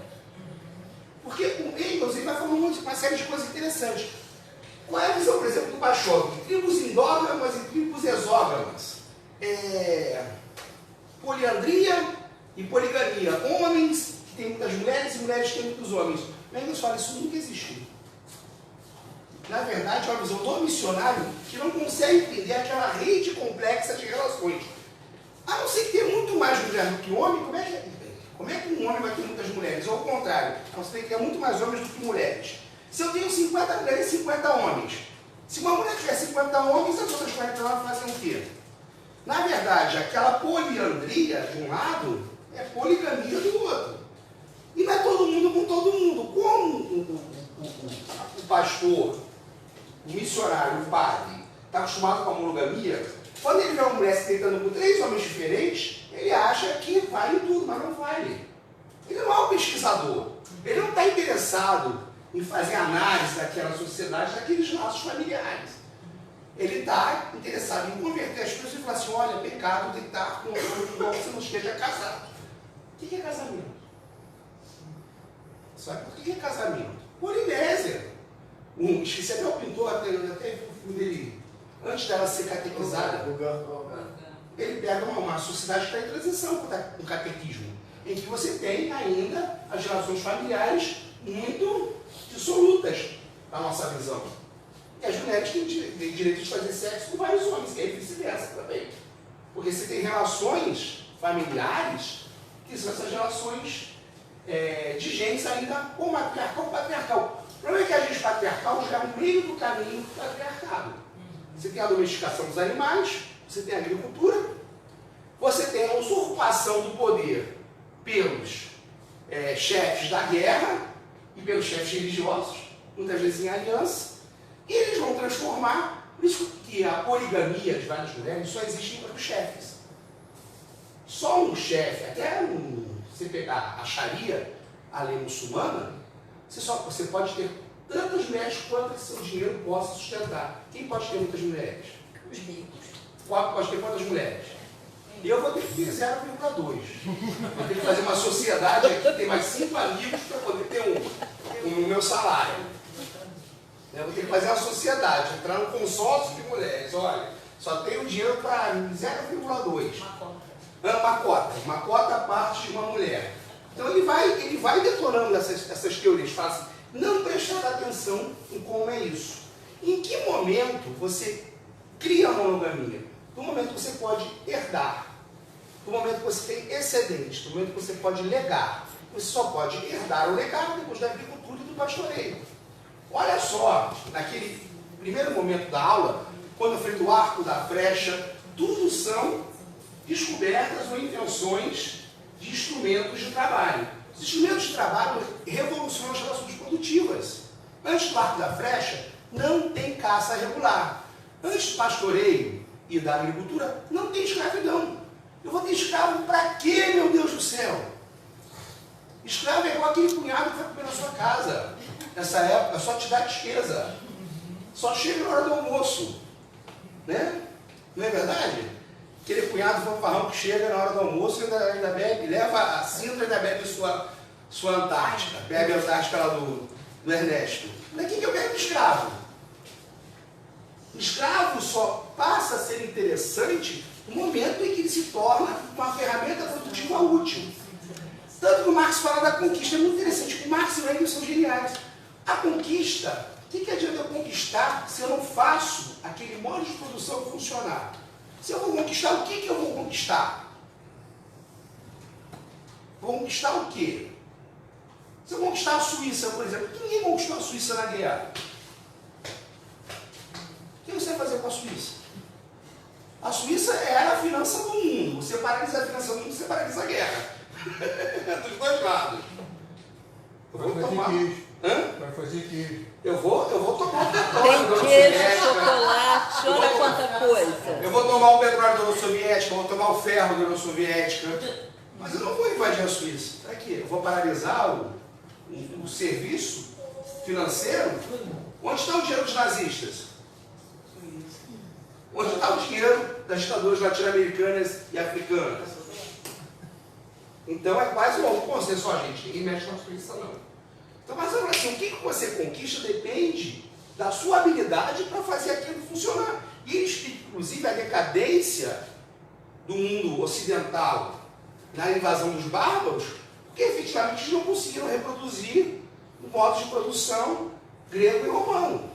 Você tem uma evolução em termos de história da escravidão para o feudalismo, mas o feudalismo em termos de cidade foi uma evolução. Você tem a vida cidadina quase que desaparecendo. As cidades se tornam desabitadas. A vida passa toda para o campo. Eles não conseguem mais, até porque eles não tinham aquele grau de evolução, reproduzir as condições de vida do Império Romano, que eram insuportáveis, que se tinha, era 20 escravos para cada homem livre. Ele fala, inclusive, nesse livro. Então a gente não entende. O escravo, ninguém nasce escravo. A consciência do escravo se produz através da força. E é bem interessante esse encadeamento de ideias, André. Patriarcado, herança, monogamia, civilização, né? E escravidão. Tudo ali juntinho. Só que eu vou fazer uma proposta muito boa para você, André. André, é o seguinte. Uma proposta muito boa para você. Olha só. Pô, tu vai ser meu escravo. Olha que proposta boa. Tu vai trabalhar para mim. Tu vai cuidar da minha segurança. Tu vai fazer a minha comida. Tu vai... Eu não vou fazer nada. Você presta atenção. Eu vou ficar em casa. Na Constituição ainda tem alguma outra coisa. Eu vou ficar em casa de perna para cima e você vai trabalhar para mim. Você topa? Topa? Quem vai topar isso? Ninguém. De boa vontade, ninguém. Olha a grande sacada do Marx. Por que surge o Estado? O Estado não... E aí a gente acaba definitivamente com a ideia de que o Estado é um órgão da razão. O Estado é um órgão para unificar as pessoas. O Estado é um órgão de representação. O Estado é um órgão da soberania. O Estado é um órgão de dominação de uma classe sobre outra. Onde não tem dominação de classe, não tem Estado. Já viu Estado em tribo indígena? Onde? Não fala de Inca, que Inca não é mais tribo. O Inca já é um Estado organizado com um trabalho que não é bem escravocrata, é um órgão asiático de produção, mas já tem dominação de classe. Onde tem Estado sem classe social? Daqui que se faz isso? Não Estado. Não. Sim. Por que surge o Estado? É a grande sacada do Marx. O Estado surge porque ninguém vai querer ser escravo. Então, para eu ter Estado, eu preciso ter um órgão coercitivo, militar e policial, que obrigue o André a trabalhar para mim. Ele não vai trabalhar para mim porque eu sou bonito. Eu nem sou. Ele vai trabalhar para mim porque se ele não trabalhar para mim, eu vou encher ele de porrada e vou matar ele. A gênese do Estado é violenta. A gênese do Estado não a gênese de, vamos aqui nos reunir os cidadãos atenienses. Ele nos bate muito na democracia ateniense. Porrada, só porrada. O que era a democracia ateniense? Quem participava dela? Mulheres? Mulheres participavam da democracia ateniense? Não falei mulheres não. Mulher era nem gente, né? Apenas. Qual é a fundação dos Estados Unidos? A Constituição De Atenas. Escravos, estrangeiros, até o ateniense pobre no início não era admitido. Depois, quando ele foi admitido, ele foi excluído das funções de mando. Ele podia votar, mas não podia ser votado. O trabalho artesanal era considerado indigno. Indigno. Quem fazia trabalho artesanal era estrangeiro. Não tinha interesse. O ateniense rico, ele era feito para política e para guerra. Eram as únicas atividades consideradas dignas de um homem de Atenas. E as mulheres de Atenas eram extremamente mais que submissas, eram colocadas numa condição, talvez a pior condição de toda a humanidade. Pode falar? Aqui começa a coisa da servidão mesmo, né? Servidão total. Porque como é que a monogamia surge no momento que eu tenho que herdar? Eu vou herdar, vou me casar contigo. Eu quero que o filho seja meu. Não tem DNA, não tem camisinha, não tem pílula. Qual a única maneira que eu sei que o filho é meu? Você vai ser escravo doméstica. Casamento, olha só, as pessoas acham tão bonito o homem carregar a mulher para o quarto. Isso é herança do casamento por hábito, do casamento forçado. A entrega do marido, do homem, da mulher, pelo pai, ao marido, é o pior sinal de submissão que a gente carrega até hoje. Porque o pai é dono daquela mulher até ali. E a partir dali, no momento que ela entrega para o marido passa a ser dono. O marido pode matar a mulher. Tem direito de vida e de morte. Hã? De vida e de morte. Essa simbologia que a gente acha tão bonita é uma simbologia de morte para a mulher. O branco é para mostrar que aquela mulher é virgem. Mas que por é virgem? Porque como é que eu vou casar com uma mulher não virgem? Eu não sei se aquela mulher vai ter um filho meu, o filho pode ser de outro. E as mulheres em Atenas, elas eram colocadas no canto mais escondido da casa, guardadas por eunucos, cães, não podiam sair na rua sem guarda. Não podiam sair na rua sozinhas. Então, o casamento monogâmico, onde ele existe, na antiguidade, não tem nada a ver com amor. Tem a ver, aquelas coisas de Hollywood que as pessoas ficam se beijando, gente, é só Hollywood, é tudo mentira. É tudo mentira.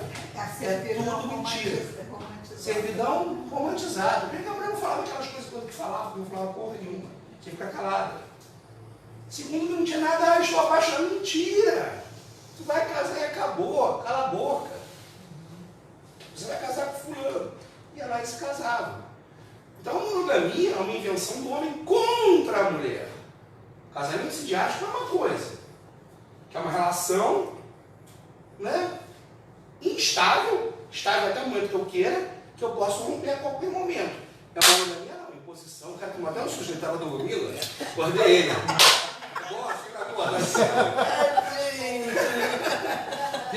Tomei um susto, velho. Mas eu estava seguindo a monogamia. A monogamia foi criada pelo homem contra a mulher. Contra a mulher. É interessante as gerações que o Marx está falando. Esse livro de Hegel só pode ser acusado de uma coisa. Tem uma frase homofóbica no livro. Por quê? O que acontece em Atenas? Você vai ler o Fustel de Cruz, você fica espantado. A sociedade ateniense é por isso que a moral, na verdade, é uma criação. Você vai pensar na moral dos atenienses primeiro. Os jovens eram iniciados por homens mais velhos. Michael Jackson ia adorar Atenas. Os filósofos, era uma honra para o jovem mancebo de uma família rica ser iniciado sexualmente por um filósofo em Atenas. Iniciado entre homens. A iniciação sexual era entre homens, não era com mulheres. Existe hoje ainda no Oriente Médio. Não sei. Estou falando como era Atenas. Não sei, não tem esse estudo para dizer. Mas, por exemplo, em Atenas, isso era considerado uma honra para as famílias ricas. O que é o banquete de Platão? Muita gente não falou amor platônico. Tem amor platônico é amor entre homens. Amor platônico é amor entre homens, entre um homem e uma mulher.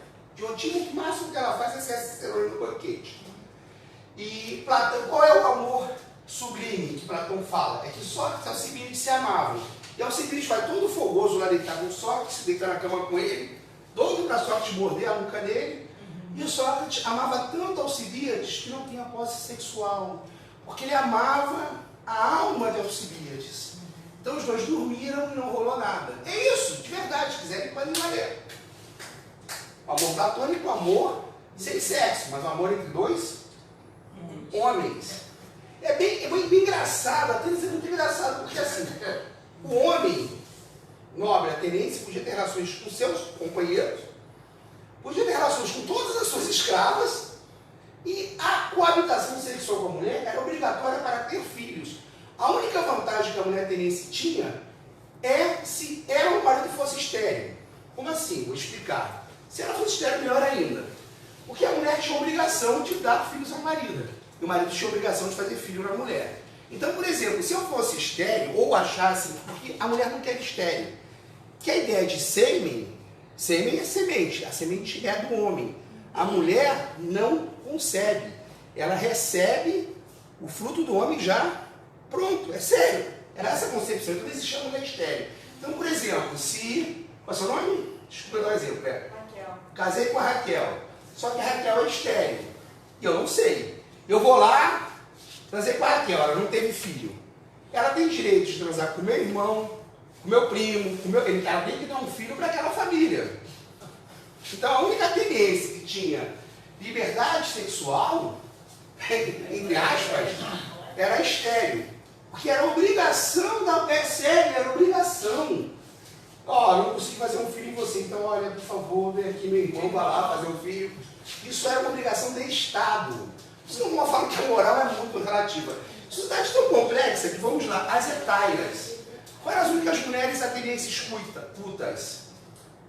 Que eu não gosto de usar a palavra prostituta, porque a palavra prostituta é posterior às sacerdotisas sexuais dos templos, que se entregavam, até recebiam dinheiro para manter o templo, mas se entregavam ritualmente. Essas não tinham que ser castas, essas deitavam o homem que quisessem, essas eram mulheres cultas. Foram as mulheres cultas de Atenas da antiguidade. A prostituição começa dentro dos templos e prossegue fora.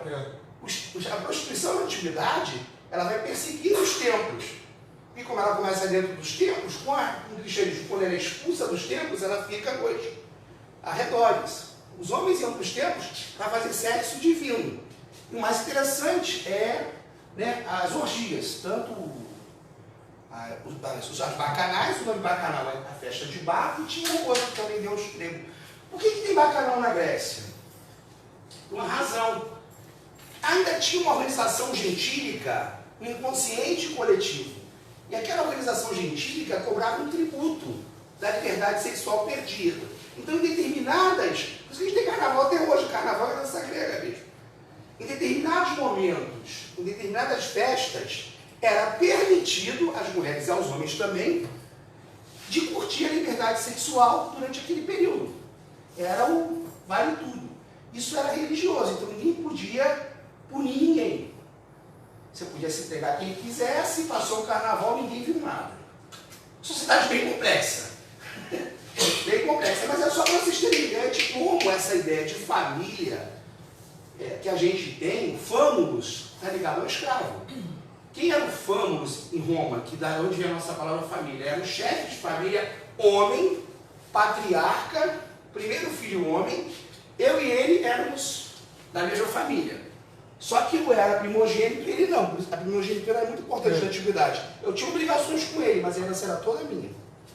Ele tinha o direito de viver na terra da família. Eu tinha que prestar algum auxílio para os filhos dele, mas a terra era minha.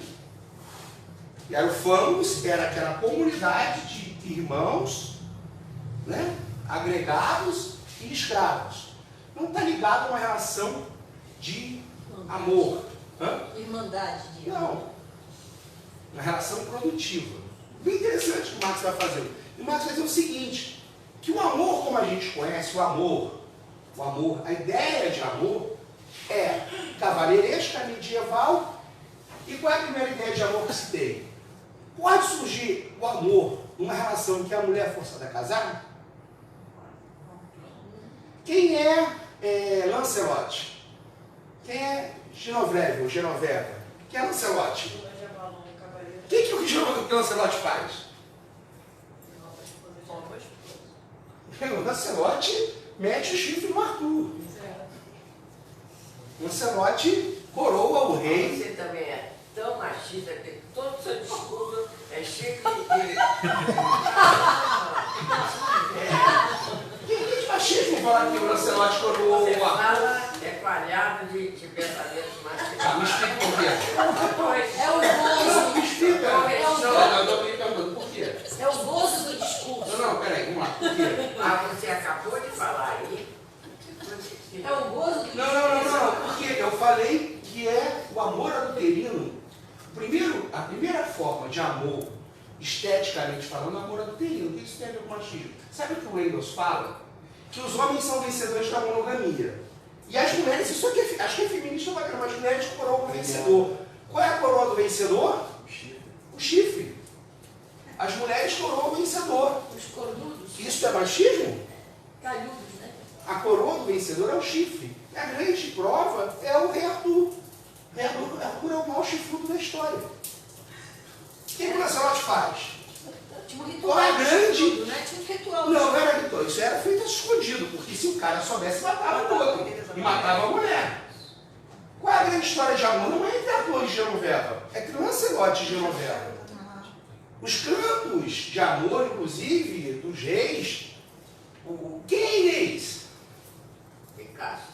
Quem é? Não é a esposa do rei.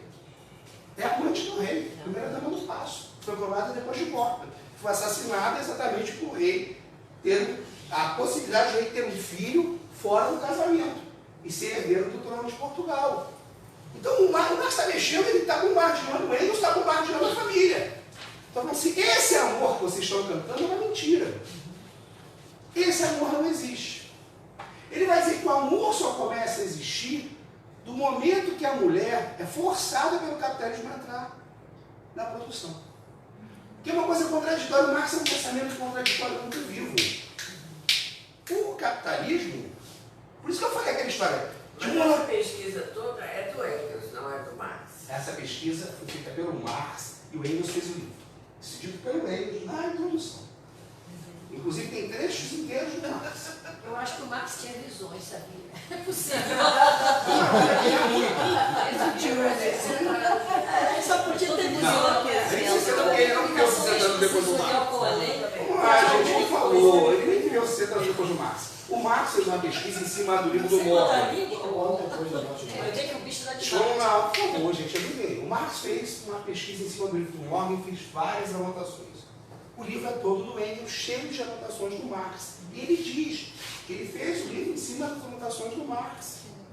Tanto que essa história da mulher coroando o homem com chifre é uma frase do Marx. Marx fala, o homem sai vencedor e as mulheres coroam o vencedor com chifres.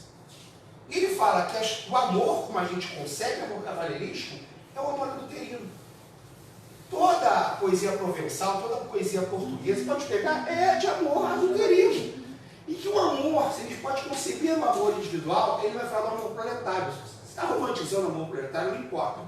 Porque o capitalismo tem uma grande por isso que eu gostei no grupo quando fala assim, o capitalismo é monogamia. Bobagem, o capitalismo não inventou monogamia. Isso é histórico. Não estou dizendo que o capitalismo não se aproveita da monogamia. Marx fala que, Engels e Marx falam que a família é a unidade econômica. Mas vai dizer o seguinte, só pode haver amor se há consentimento. Se a mulher trabalha ou não trabalha, ela não tem consentimento. Mesmo que ela se entregue. Muitas vezes ela se entrega por uma questão financeira. Tanto que o Engels vai sacanear, vai dizer assim, além da prostituição oficial, a prostituição não oficial. O que é pior? Uma mulher que se entrega a R$100 a hora, uma mulher que se casa com um velho de 70 anos, do qual ela não gosta, de uma vez para sempre. Ela fala, muitas vezes o casamento é prostituição disfarçada. Uma jovem pobre se casa com um homem rico do qual ela não gosta, para se manter. Ele fala, isso é prostituição. Olha aqui, posso perguntar? Sim. E o Marx estava elaborando toda essa questão em cima da Bíblia que dominava todo o conceito de família, né? O Marx, ele não elaborou em cima disso. O Marx tinha uma leitura enciclopédica.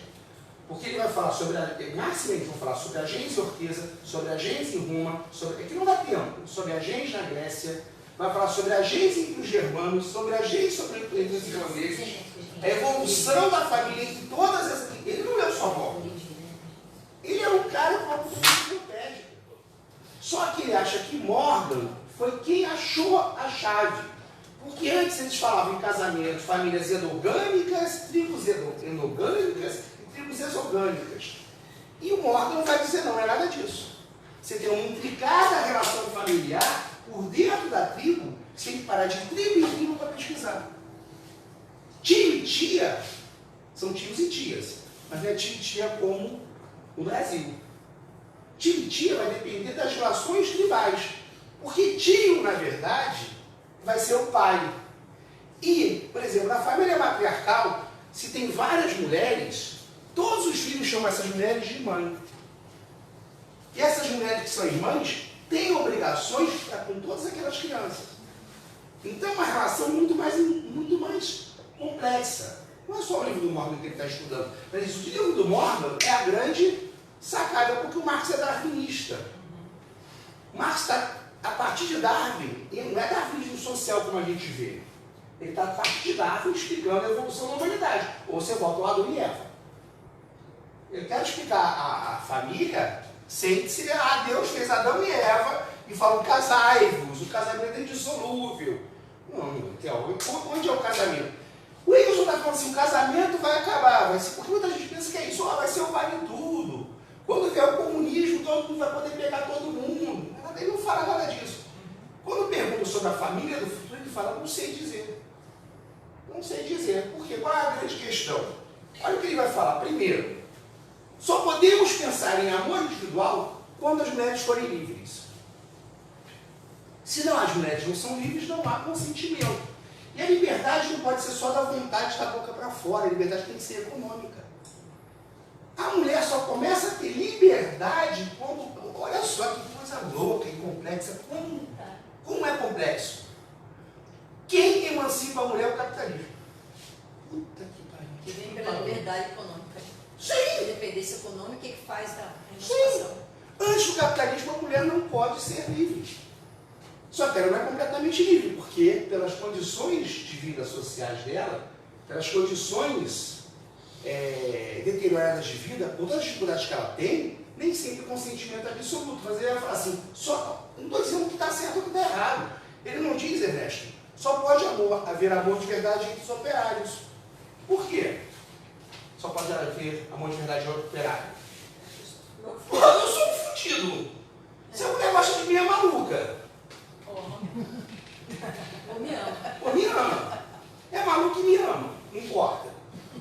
Não é maluco. Ele está dizendo o seguinte, olha só, se eu sou um cara endinheirado, olha, ser endinheirado tem um grande problema. Você nunca sabe se o afeto que tem por você é real. Isso é uma maldição. Maldição de Midas. Se eu tenho dinheiro pra cacete, o Ernesto pode estar tomando a cerveja comigo, porque ele quer se aproveitar de alguma coisa que eu tenho. Agora, se eu sou um cara fudido, ferrado, não tem onde cair morto, desculpa, qual é o seu nome mesmo? Odila. Aí eu começo a paquerar a Odila. E a Odila é meio maluquinha, decide morar comigo. Ela está morando comigo por causa de quê? Porque é maluca. Não é por interesse. O neguinho gostou de se dar uma dança. Sim. Foi morar na laje, né? Aquela música. Não, eu estou falando o seguinte, se o seu interesse é sexual ou afetivo, de alguma forma é amor. Você não está ficando comigo porque você vai ter algum proveito que não seja uma relação comigo. Então é até genial quando ele fala assim, o amor individual é uma invenção moderna do capitalismo. Não é que o capitalismo fala, vou criar o amor entre as pessoas. Não é isso. Não é isso. Do momento que as mulheres entram no mercado de trabalho e têm a sua independência, aí ela... Isso é posterior, né? Já está acontecendo, as mulheres não podem só. A mulher operária que entra no mercado de trabalho tem o machismo, quer dizer, tem o machismo. Ele vai dizer, tem o machismo, os homens são muito machistas, operários, são rudes no tratamento com a mulher. Só que a mulher que está se sustentando, ela pode falar assim, não quero mais ficar com você. E a mulher que não se sustenta não pode dizer isso. A mulher no feudalismo pode falar isso? Não. Não estou dizendo que o capitalismo por si só emancipa, mas ele dá a possibilidade de emancipação. A posterior é essa época, porque o antes tinha o matriarcal. Não, mas aí a gente está falando de uma sociedade, a gente está com amor individual. Uma sociedade matriarcal que você tem 15 homens, você pode falar de amor? Pode falar de Sei. gostosos. Gostosos é ótimo. Você ama todo mundo. Não, ele não está dizendo que é melhor ou pior. Olha só, ele é moralista. Ele não está dizendo que é melhor. Ele está analisando esse negócio, ele está analisando essa coisa chamada, esse produto chamado amor individual. Ele está analisando esse produto.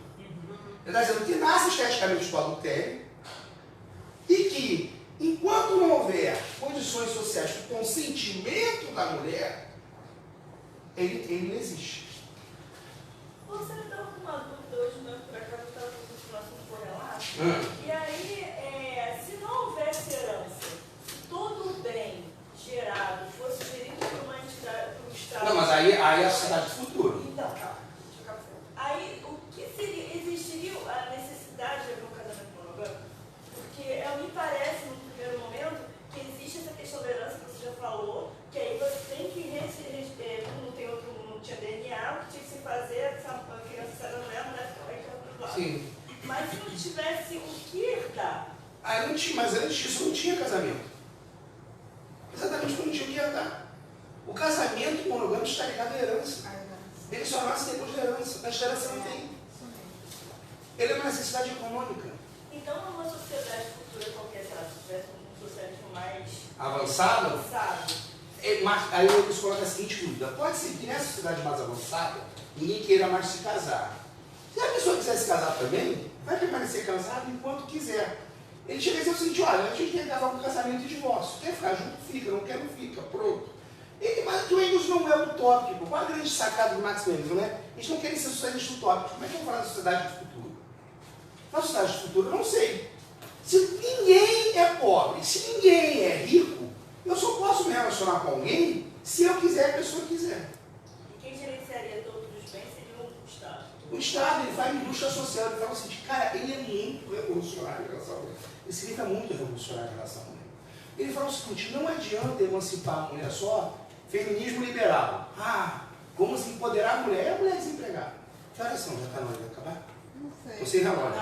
Não. 10 minutos, 20 minutos. Deixa eu correr. Esse controle desse hora. Tá ali. Não tá comigo, não. Tá aqui, ó. Vamos lá, olha só. Tá um frio danado. Todo Não mundo tá lá. comigo, não, gente. Desculpa. Vê alguém que tá com controle. Tá aqui, não tá com ninguém, tá aqui. 8h30. A nossa aula vai até 20. Não sei, gente. Eu mando um pra você. Mais quantas pra frente? Faltam mais 8. Mais 8? É. Deixa eu explicar, vamos lá. O que ele vai dizer? Eu não sei. Existe assim, vamos lá. Vai lá. Feminismo liberal. Vou empoderar a mulher, você vai ser uma grande executiva. Ótimo. E a mulher pobre faz o quê?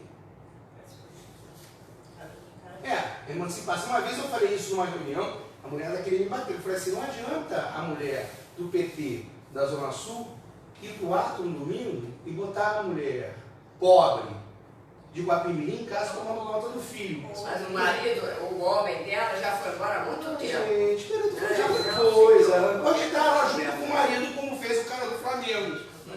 E o cara do Flamengo assume o seu lado escravocrata. Aquele cara que foi vice-presidente do Flamengo vai com a mulher, o filho, as crianças e a babá. E o casal do PT esconde a babá em casa. É isso aí. Não adianta emancipar só as mulheres brancas da Zona Sul. É isso aí.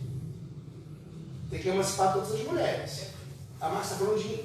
O Marx fala, quando o Brizola fala em CIEP, ele não tira aquilo da cabeça da Cid não tira aquilo da cabeça dele, é educação soviética. Eu tenho que ter uma escola que coloque a criança. Isso é concepção Engelsiana, do Engels, tirada do Marx. Eu tenho que ter uma indústria social doméstica.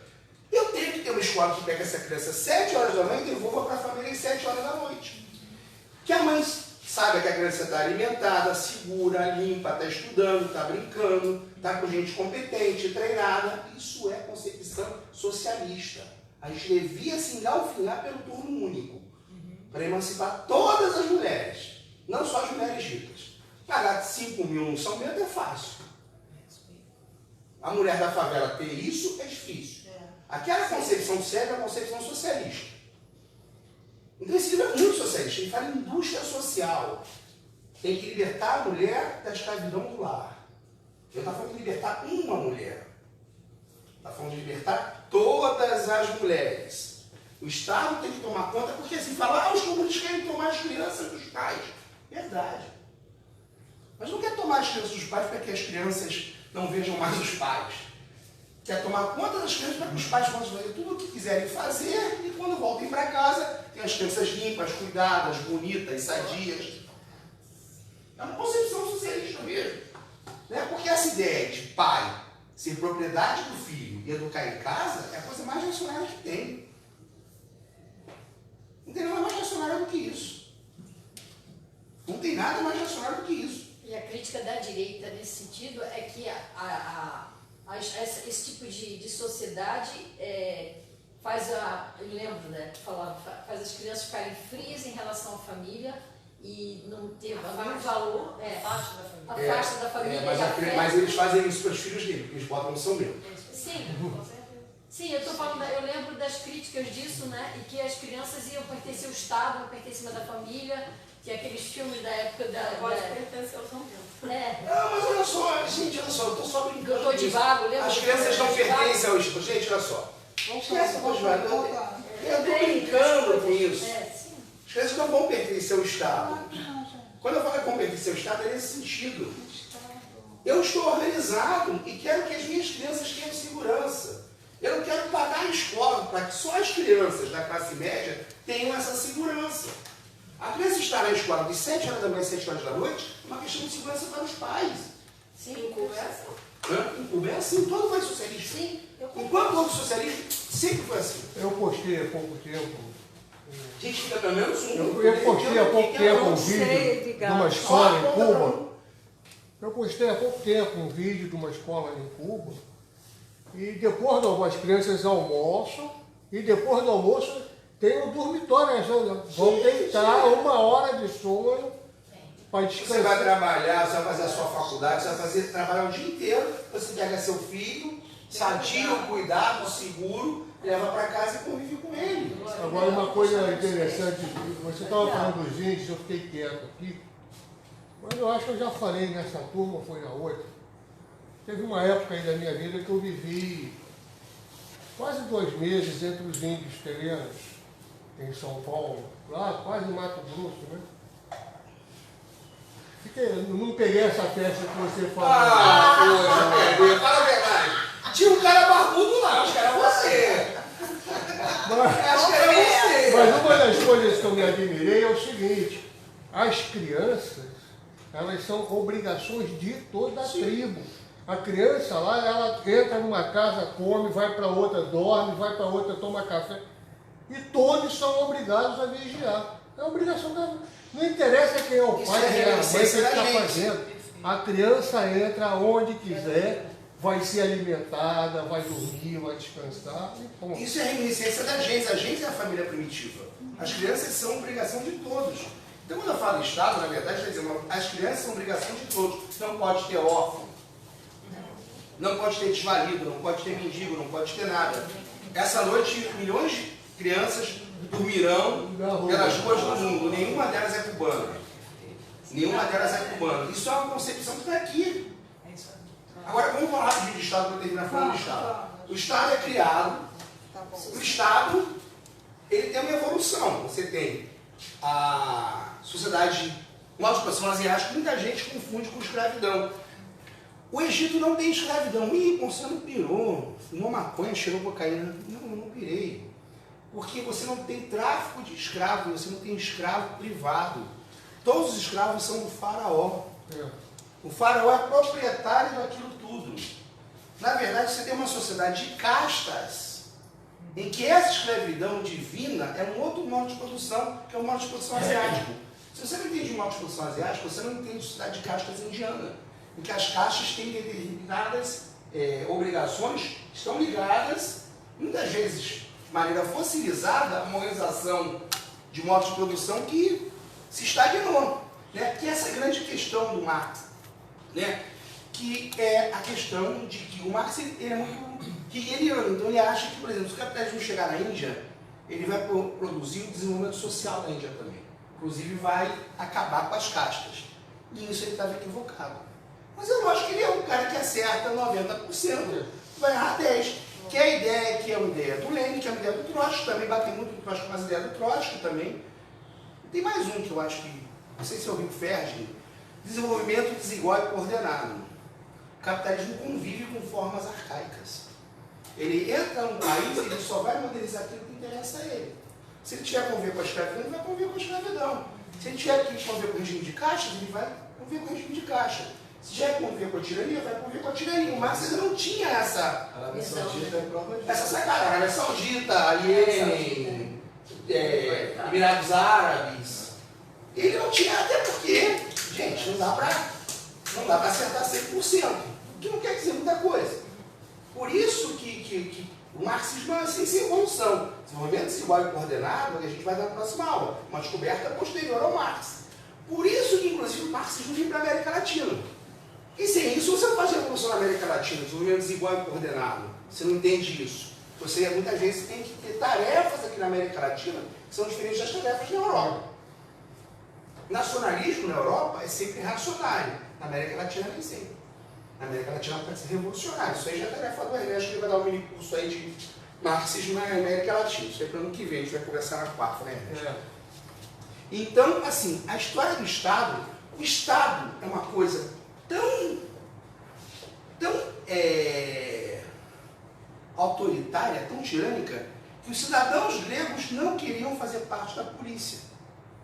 A polícia, que hoje em dia tudo quanto é filme é da polícia, que mostra a polícia, que é uma coisa, que controla. Porque por isso que eu fico puto quando as pessoas falam assim: ah, se acabar a polícia militar, a polícia não vai ser tão repressora.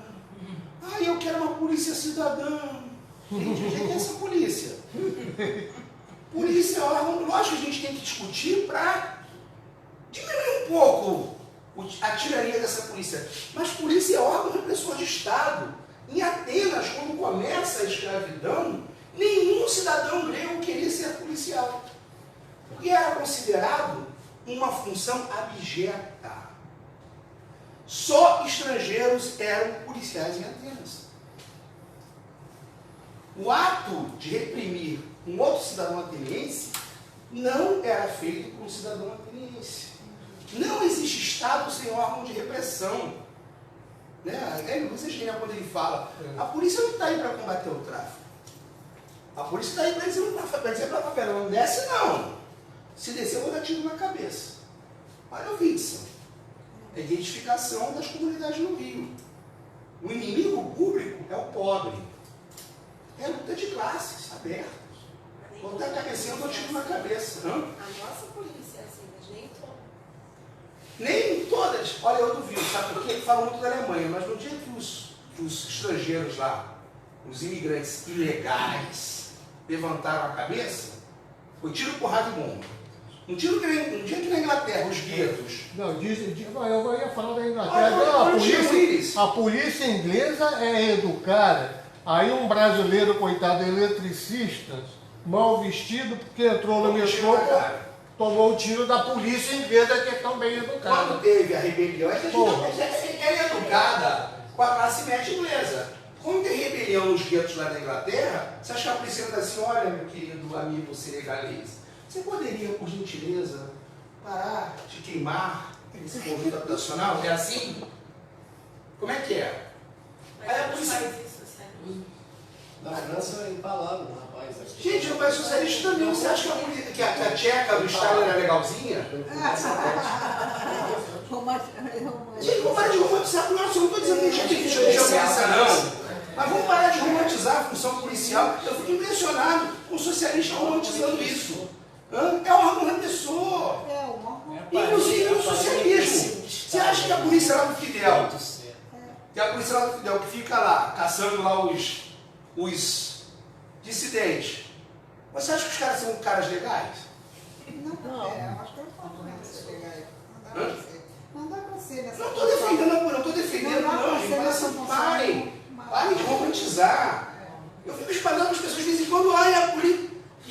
O Ernesto, que é o militante mais velho, todo militante mais velho tem horror de polícia. Eu tenho horror de polícia.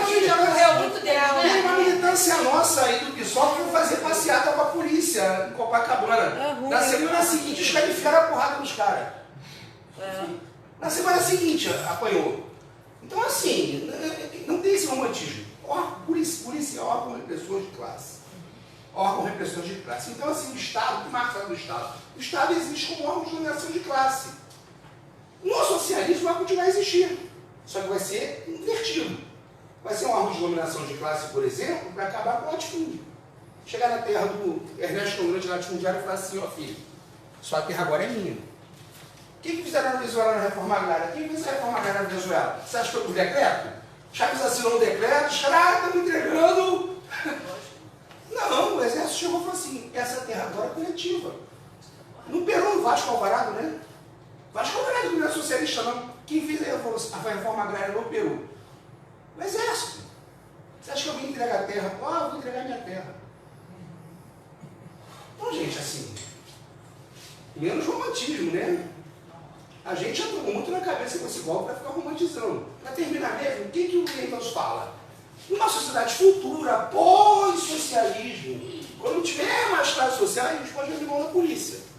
Nessa sociedade futura, não tem mais Estado. O Estado vai ser relegado a uma... Estado, pelo menos, na função policialesca.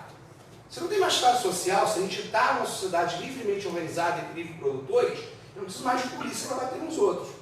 Pelo menos na função policialesca. Você pode pensar que esse órgão superior de organização, você possa continuar a chamar de Estado. Mas como eles são hegelianos, eles acham que um órgão desse, que não é repressor, não pode mais ser chamado de Estado. E aí pergunta, e a família? Acabou a propriedade privada, acabou o Estado e a família. Essa é a grande coisa, Raquel. Ele diz o seguinte, é que ele não é futurista. Ele fala, eu não sei. Não sei se vai ser o vale tudo geral, está tudo liberado.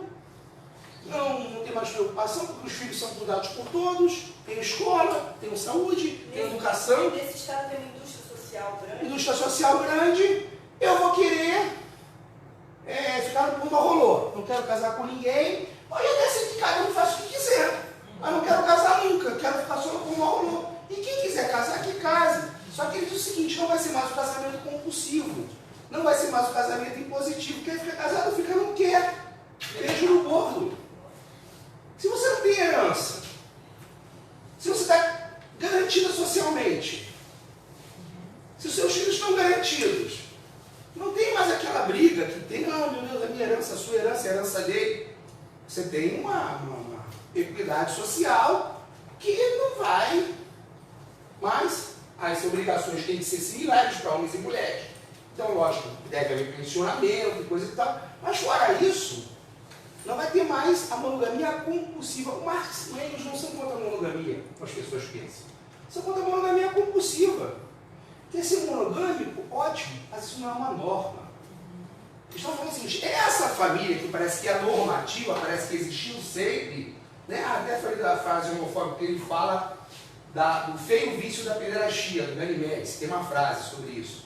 Que os gregos, homens, podiam fazer sexo com todo mundo, inclusive com os companheiros de guerra, as mulheres não. Né? Eu esqueci, eu citei, não falei qual era a frase. Mas não é, fora isso é só isso, essa frase homofóbica. Mas o que ele diz da família no futuro? Eu não posso falar nada da família no futuro. Pode ser que na família do futuro eu seja um cara que queira ficar casadinho. Quem vai me impedir? Deixa alguém queira ficar casadinho comigo. Não vai ter mais essa norma, essa imposição, nem social. Que ele fala, vários casamentos são verdadeiros aborrecimentos. As pessoas continuam casadas pela questão econômica. O casamento já acabou há muitos anos, mas as pessoas continuam coabitando, porque como é que vai ser da mulher? O que vai ser do filho?